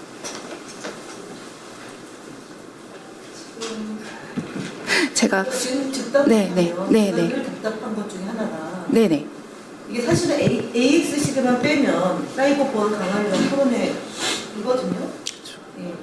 거기 AX가 붙는 거예요. 고도화 되는 과정이잖아요. 내재화라는 얘기도 쓰셨는데 그럼 띄어내가지고 사이버 보안 강화를 위한 토론회라고 했을 때 가기부든 여기 뭐 아마 오신 분 중에 다른 부처나 관련 기관에서 오셨을 것 같은데 국정원 이런 데하고 긴밀하게 협의해서 보안을 강화해서 국민들을 안심시켜 줄 수 있는 게 있어야 되거든요. 그래서 AX 시대를 대비한 거예요. 그 말씀이 맞는데 이게 빠져 있는 게 있어요. 아직 이제 R&D에 지금은 R&D에 초점이 맞춰져 있는 거예요. 근데 그게 각 부처나 우리 국가망이나 이제 이런데 또는 통신사나 여기에 적용이 되려면 그건 아직 그 고리가 지금 끊어져 있는 상태입니다. 근데 그게 되려면 이 과제가 이렇게 될 수 있게 지금 만들어야 돼요. 근데 아직은 그게 안 돼 있는 게 많고 현재는 이제 그런 것들을 연계되도록 만드는 건 법이 없어서 안 된 건 아닐까요? 예, 이거는 약간 이 과기정통부의 이 R&D 기획 그 범위를 벗어나지 못한 거죠. 네. 끝나기가 많이 있는 것 같습니다. 이제 인재 산업 기술 쪽에 저희 패널 그 질문과 토론을 해봤고요. 이제 법제 쪽으로 넘어가도록 하겠습니다.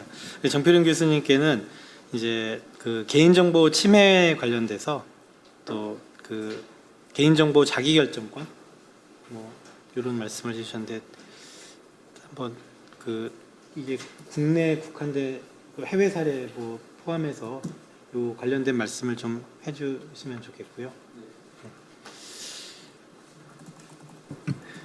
네, 아까 제가 그 개인정보 자기결정권에 대응할 수 있는 정보보안권이라고 하는 기본권을 우리나라에서 인정하면은 우리가 오늘 논의에서 법제를 개선하는데 획기적인 변화가 있을 거다 이렇게 이제 말씀을 드렸는데요. 이것과 관련해서 말씀을 조금 더 자세하게 드리면 2008년에 독일 연방 헌법재판소에서는요. 정보기술 시스템의 비밀성, 무결성 보장에 관한 그런 것을 IT 기본권이라는 이름으로 독자적인 기본권으로 선언을 한 바 있습니다. 이게 이제 지금 우리가 논의하고 있는 정보 보안이라고 하는 것이 지키고자 하는 이익이라고 얘기할 수 있을 것 같아요. 근데 지금 이제 그것과 대비해서 우리나라 지금 상황을 말씀드리면 별도의 독자적인 기본권으로 보호하지 않을 뿐만 아니라 법률에서도 사실은 이것이 법률상 권리로 명확하게 인정되지 못하고 있다 이렇게 이제 말씀드릴 수 있을 것 같고요. 그것이 기본권으로 인정되면 그럼 뭐가 달라지냐 이렇게 이제 물어보신다면 제3자나 국가가 이 정보 보안에 관한 것을 침해하는 경우에 현재는 민사 책임이나 형사 책임만을 요구할 수 있을 뿐인데요. 근데 이제 직접적으로 헌법 소원을 요구를 할 수 있는 거죠. 그게 이제 첫 번째 변화이다 이렇게 말씀드릴 수 있을 것 같고요. 그다음에 두 번째는 이런 기본권을 잘 보호해야 되니까 입법을 조금 더 빨리 또 높은 수준으로 개선해달라 이렇게 국민들이 청구할 수 있을 것 같습니다. 이런 입법 개선 청구를 통해서 아까 제가 계속 대비하는 개인정보보호법보다 낮은 또 늦은 수준의 입법을 조금 더 빠른 그리고 높은 수준의 입법으로 변화시킬 수 있을 거라고 생각합니다. 뭐 예를 하나 들어보면요. 그 현재 정보통신망 이용 촉진 및 정보 보호에 관한 법률 제45조 1항은 과기정통부 장관이 정보 보안을 위한 보호 조치를 정보통신 서비스 제공자 뭐 SK텔레콤이든 쿠팡이든 뭐 이런 서비스 제공자 등에게 정보 보안을 위한 보호 조치를 해야 된다 이런 의무를 부과하고 있고요. 과기정통부 장관이 이렇게 그 정보통신 서비스 제공자들이 지켜야 될 수준의 정보보호 조치에 관한 지침을 고시하도록 그렇게 되어 있습니다. 근데 이게 지침이 권고예요. 그러니까 안 지켜도 제재할 수 없는 것이죠. 반면에 개인정보보호법은 이것이 의무이고요. 안 지키면 제재를 하도록 그렇게 되어 있습니다. 이 근본적인 이유가 뭘까? 이제 아까 말씀드렸듯이 저희 학회에서 굉장히 모여서 많이 얘기를 했었는데 그 논의의 결론은 그 개인정보보호법 뒤에는 개인정보 자기결정권이라고 하는 기본권적인 어떤 그 주장들이 있는 반면에 이 영역에서는 그런 게 없구나. 그래서 해석이든 아니면 헌법을 바꿔서 개헌이든 아니면 그것에 이전 금방 상대적으로 좀 빨리 할 수 있는 법률상의 권리를 주든 어쨌든 권리 형식으로 이런 정보 보안에 관한 이익을 보호해 주도록 그렇게 하는 것이 이 문제를 해결하는데 좀 선행돼야 될 먼저 이루어져야 될 그런 것이 아닌가 그런 것이구나 뭐 이렇게 한번 생각을 좀 했습니다. 그래서 헌법재판소가 해석을 통하든 또 개헌 논의가 있을 때는 개헌을 하든 아니면 국회에서 정보통신망 이용 촉진 및 정보 보호에 관한 법률을 바꾸든 아니면 인공지능 기본법을 바꾸든 그런 법률 차원에서라도 권리로서 보호해 주는 것이 다른 입법 개선을 하는데 기초가 될 수 있겠다 이렇게 생각을 합니다. 감사합니다. 제가 또 의원님 말씀. 엄청난 저항이 있지 않을까요? 반발? 있을 것 같습니다. 입법이 항상 그 후행을 하다 보니까 네. 제가 이제 이게 저희가 AX 시대라고 했기 때문에 아까 제가 발제드린 것 중에 하나 다시 한번 좀 말씀드리면 이와 관련해서 에이전틱 AI와 피지컬 AI를 우리가 이제 미리 대비를 많이 해야 되거든요. 이미 지금 에이전틱 AI가 아마 뉴스를 보셔서 다 잘 아시겠지만 그 주인의 의도와 달리 메일을 보내거나 또는 이제 그 내부에서 있었던 데이터를 그냥 마음대로 공개를 해버리거나 이게 컨트롤이 안 되는 사례들이 벌써 많이 보고가 되고 있거든요. 근데 이제 개인정보 뭐 자기결정권이라는 이런 이제 이름으로를 생각을 해봐도 어떤 그 에이전틱 AI의 어떤 위협이 또 보고되고 있냐면 저희가 이제 내부자 위협이라는 걸 얘기하잖아요. 그래서 기업이나 정부나 우리 내부자가 정보를 유출하거나 이제 공격을 할 수 있는 그런 내부자 위협에 에이전틱 AI가 내부자 위협 주체가 될 수 있는 시점이거든요. 그래서 그런 차원에서 이런 어떤 법제도 마련 그리고 입법 이런 그 수준에서 이제 개인 정보를 다룰 때 이제 사람의 그러니까 어떤 의도와 상관없는 그런 개인 정보 유출이 있을 수 있다는 걸 고려해야 될 거라고 생각합니다. 맞습니다. 네. 예방이죠? 예, 예, 맞습니다. 그 저희가 시간이 좀 많이 관계로 이제 마지막 정리로 이제 들어가고 싶은데요. 제가 원래 공통 질문으로 준비했던 것 중에 제가 발제했던 내용 중에 백투 베이식이라는 게 있었습니다. 이거는 제가 그냥 간단하게 말씀만 드리고 넘어가겠습니다. 기존에 지금 아까 의원님께서도 말씀해 주셨지만 AX 시대를 빼면 사이버 보안 강화인데 사이버 보안 강화를 저희가 그동안 많이 얘기를 해왔지만 잘 되지 않죠. 작년에도 뭐 통신사 사고 이런 굉장히 많은 일들이 벌어지는데 따지고 보면 결국 기본이 안 되어 있어서 났던 사고들이 많거든요. 사실 기본만 잘 갖추었더라도 막을 수 있었던 게 너무 많은 게 지금 현실입니다. 그래서 AX 시대를 붙이게 되면 기본도 안 되는 이 시점에 진짜 앞으로 정말 큰일 나겠구나. 저는 이제 그렇게 보거든요. 그래서 이 그 백투베이식의 중요성을 AIX 시대에 더 강조해야 된다라고 말씀드리고 이제 마무리로 좀 넘어가도록 하겠습니다. 백투베이식은 말 그대로 기본에 충실하자는 겁니다. 그러니까 보안에 지금 많은 기술과 제도와 이런 것들이 있는데 이런 것들의 도입을 게을리하고 또는 그 보안 인력 이렇게 채용을 줄이거나 그 보안 인력의 활동을 줄이는 그런 그 거버넌스적인 결정이 이제 작년 같은 그런 그 사고들을 많이 만들었다고 보고 있고요. 그러면 지금 사실 가진 기술과 가진 제도 안에서 더 많은 이제 보안 인력에 대한 투자와 그리고 아까 잠깐 책임을 말씀드렸지만 보안 인력들에게 무조건 책임을 지우는 게 아니라 이것을 더 잘할 수 있게 만드는 그런 어떤 토양 개선 이런 게 필요하다라는 말씀드리고 AX 시대는 특히 자율화되고 지능화된 에이전틱 AI와 피지컬 AI가 더 많은 위험을 초래할 것이기 때문에 여기에 그런 노력이 더 많이 필요하다고 말씀을 드리면서 이제 공통 질문으로 들어가겠습니다. 우리 과장님도 계시고 그 의원님도 계시기 때문에 각자 이제 그 인재 산업 그다음에 이제 기술 법제 쪽에서 정부에 건의하고 싶은 그 사항이 만약에 뭐 말씀이 있다면 한 가지씩만 제언을 해주시고 마무리를 했으면 합니다. 우리 먼저 기술 쪽 파트부터 시작을 할까요?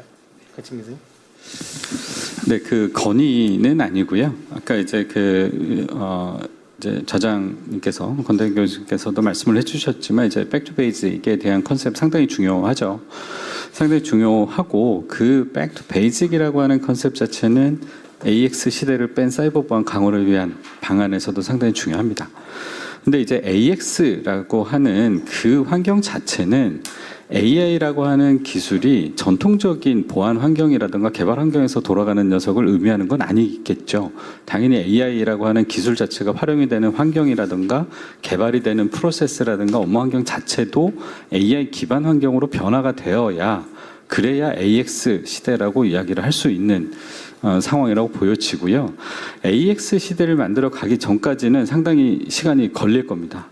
그냥 뭐 정부에서 예산을 투자를 한다거나 기술 개발을 위해서 R&D를 투입한다고 해서 AX로의 전환이 성공적으로 수행이 되지는 않을 거거든요. 모든 제도라든가 아니면 이런 부분들하고 같이 맞물려서 진행이 되어야 되는 부분이기 때문에 AX라고 하는 환경 자체를 갖다가 구축하는데도 상당히 오랜 시간이 걸릴 수밖에 없을 겁니다. 그러면 이제 땅을 잘 다지고 나무를 심어야 나무도 자라고 그 다음에 열매가 잘 열리고 매년 열매가 잘 열리는 상황이 될 거잖아요. 근데 지금은 땅을 다지기도 전에 좋은 열매를 막 수확하려고 막 그러고 있거든요. 그러기 위해서 각 분야별로 동시다발적으로 예산을 투입을 하는 형태가 좀 있는 것 같습니다. 그러면 단편적인 성과는 나올 수 있을 것 같은데요. 장기적인 관점에서 하나의 AX와 관련된 여러 가지 거버넌스 체계가 유기적으로 결합이 돼서 돌아가는 그게 결국에는 인재와 기술과 산업, 법제까지 이어지는 방안으로 가기에는 조금 너무 급하게 진행을 하는 것이 아닌가라는 생각이 듭니다. 그래서 일단은 기본 환경이라든가 의식이라든가 이런 여러 가지 모든 기반 환경들이 조금 더 시간을 가지고 성숙되는 그런 환경이 될 때까지는 조금 더 여유롭게 기다리고 조금 더 노력을 해야 되지 않을까라고 말씀을 드리면서 마치도록 하겠습니다. 네. 네. 이제 법제 쪽에서. 네. 근데 법제 측면에서는 정보보안 법제 전반을 좀 한번 정리할 기회를 좀 가졌으면 좋겠다 이렇게 생각을 합니다. 현재는 정보통신망 이용 촉진 및 정보 보호에 관한 법률 그리고 정보통신기반보호법 이런 법률 등에서 지금 우리가 논의하고 있는 것들이 흩어져서 규율되고 있는데요. 그렇게 하다 보니까 오늘 얘기가 나온 것처럼 거버넌스도 흐트러지고 또 어떤 경우에는 양법에서 중복적인 규율도 있고 그리고 어떤 경우에는 공백이 발생하고 그렇게 우리가 생각을 하거든요. 두 법을 좀 하나의 법으로 만들어서 오늘 우리가 얘기했던 어떤 그런 것들이 좀 잘 되도록 구체적으로 사전 예방이 좀 더 잘 되고 그리고 침해 사고가 발생했을 때 그 사고 정보가 잘 공유되고 얼른 대응해서 보건력을 발휘할 수 있도록 그렇게 법을 바꾸는 것 그래서 가칭 정보보안법 이런 것들을 한번 제정하는 노력을 얼른 시작했으면 좋겠다 이런 생각을 합니다. 우리 어떻게 산업 쪽에서 한 말씀 더 해주시고 마무리를 하겠습니다. 예. 우선 산업 아까 말씀드렸던 것처럼 산업 쪽에서는 공공에서 클라우드를 빠르게 이렇게 잘 흡수해서 그 클라우드 기반의 그 표준화 플랫폼을 사용하는 어떤 그게 그 환경만 만들어진다고 하면 제가 볼 때는 AI 스타트업들이 잘 자생할 수 있는 환경이 될 수 있을 거라고 보고 실제로 이제 클라우드 환경이 돼야 해외에서도 뭔가 이렇게 그 어디 나가서 이렇게 서비스 할 때에도 훨씬 이제 글로벌 표준에 맞지 않을까 하는 생각이 들고요. 커스터마이즈보다 표준화가 맞는 것 같아요. 그 다음에 이제 이제 얼마 전 엊그저께인가요? 이제 이 전국민 스타트업 프로젝트 이제 시작됐잖아요. 이게 실제로 이게 그 제대로 잘 진행되려면 실패를 용인하는 문화가 좀 돼야 됩니다. 그래서 기술 개발을 위한 기술 개발이 아니고 시장 창출을 위한 그런 문화가 만들어지고 실제로 그게 굉장히 좋은 그 시장 창출 능력이 있다고 하면 정부 펀드에서 직접 펀드를 펀드를 투입하고 주주처럼 행동해 주는 게 사실 필요해요. 왜냐하면 거기서 성공해가지고 해외에 나가려고 해도 야 정부가 보증하는 거야라는 어떠한 그런 그 딱지가 붙으면 훨씬 저쪽에서 받아주는 입장에서도 잘 받아주는 그런 게 되기 때문에 우리는 정부에 있기 때문에 이런 것들을 기업을 위해서 움직여주기 힘들다라는 옛날의 그 방식은 버리고 좀 정부에서 앞장서서 같이 이렇게 기업을 위해서 글로벌 진출을 할 수 있는 환경이 만들어진다면 굉장히 좋겠다. 그리고 아까 해외 진출하시는 거 좋은 정책들 많은데요. 사실 그건 기술 이런 해외 진출하는 기업들의 입장에서 보면 굉장히 작은 포션이거든요. 이제 그거 가지고는 사실은 아주 기본적인 건 할 수 있을지 모르겠지만 근본적인 해결책은 아니다. 네, 그런 말씀드립니다. 예, 좋은 말씀 감사합니다. 네, 오늘 이제 시간이 다 되어서 저희 AX 시대 사이버 보안 강화를 위한 토론회를 이쯤에서 마무리하려고 합니다. 네. 전 발제했기 때문에 특별히. 발제자로 참석을 해주셨기 때문에 저희가 마무리로 들어가겠습니다. 오늘 이제 이 토론회 개최해 주시고 또 참석해 주셔서 너무 감사드립니다. 오늘 마무리 말씀 우리 의원님께서 진행해 주시는 것으로 하겠습니다. 토론회 진행이 제가 그동안 토론회 주최도 하고 또 공동 주최도 하고 참석도 했는데 되게 이 방식이 좋으네요. 준비 안 하면은 그죠? 토론자만 준비하는 게 아니라 발제자와 토론자가 함께 준비를 잘 해야지만 되는 토론회 방식인데 앞으로 저희 의원실은 이 방식으로 하겠습니다. 모든 토론회를 주제별로 이렇게 한마디씩 하니까 되게 좋죠, 과장님도. 오늘 숙제를 굉장히 많이 가져가게 된 거예요. 맞죠? 아마 가기정통부 안에도 여러 부서들이 관련되어 있는 일도 있고 부처가 되는 일이 있으니까 잘 정리해서 장관 부총님한테 보고를 해주시고, 두 번째는 제가 처음부터 끝까지 다 있었다. 중간에 이석하지 않고 그것까지 포함해서 당구장 표시해가지고 보고해 주시기 바라고요. 사실 제가 이제 19대 때는 상임위가 이제 행안위였고 그다음에 정보위원회를 같이 겸임 상임위를 했거든요. 그때도 어쨌든 그 전에는 개인 침해 사고를 대부분 이제 북한 소행이라 그러면 정리가 돼요. 더 이상 이제 깊이 있게 분석을 안 하죠. 지난해도 SK텔레콤 사건이 딱 터지자 북한 소행이 처음 나왔었어요. 그래서 제가 당시에 검증하지 않고 북한 소행이라고 단정하지 않았으면 좋겠다라고 했는데 결국은 그것은 아니었던 것 같고요. 그러니까 24년도 이후부터는 북한 소행이라기보다는 조금 더 밀도 있는 그런 체계 있는 분석을 통해서 가기부도 그렇고 기간통신 사업자나 기간통신 서비스 사업자들이 침해에 대비하기 위한 보안 역량을 강화시키는 노력들을 좀 많이 하고 있죠. 특히 최근에 LG U+도 이제 보안 기능을 강화하기 위한 투자도 하고, 그러고 이제 쿠팡은 여전히 이제 그 부분을 3,370만 명이 아니고 3,000명 내지는 4,000명으로 축소해서 개인적 일탈로 지금 하는 과정에서 국민과 국가의 행정 기능, 그다음에 경제적 비용, 사회적 비용을 매우 많이 쓰고 있는 상황이에요.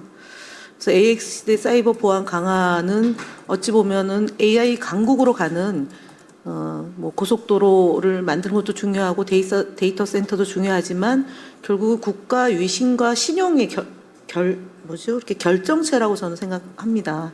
그래서 이 문제를 제때에 대비하지 못하면 제 아무리 좋은 걸 내놓아도 한 방에 훅 가는 게 이 보안 사고인 것 같아요. 그래서 오늘 함께해 주신 대표님들, 그다음에 교수님과 특히 정보보호학회에서 강조하시는 재정법은 심혈을 기울여 주시길 바랍니다.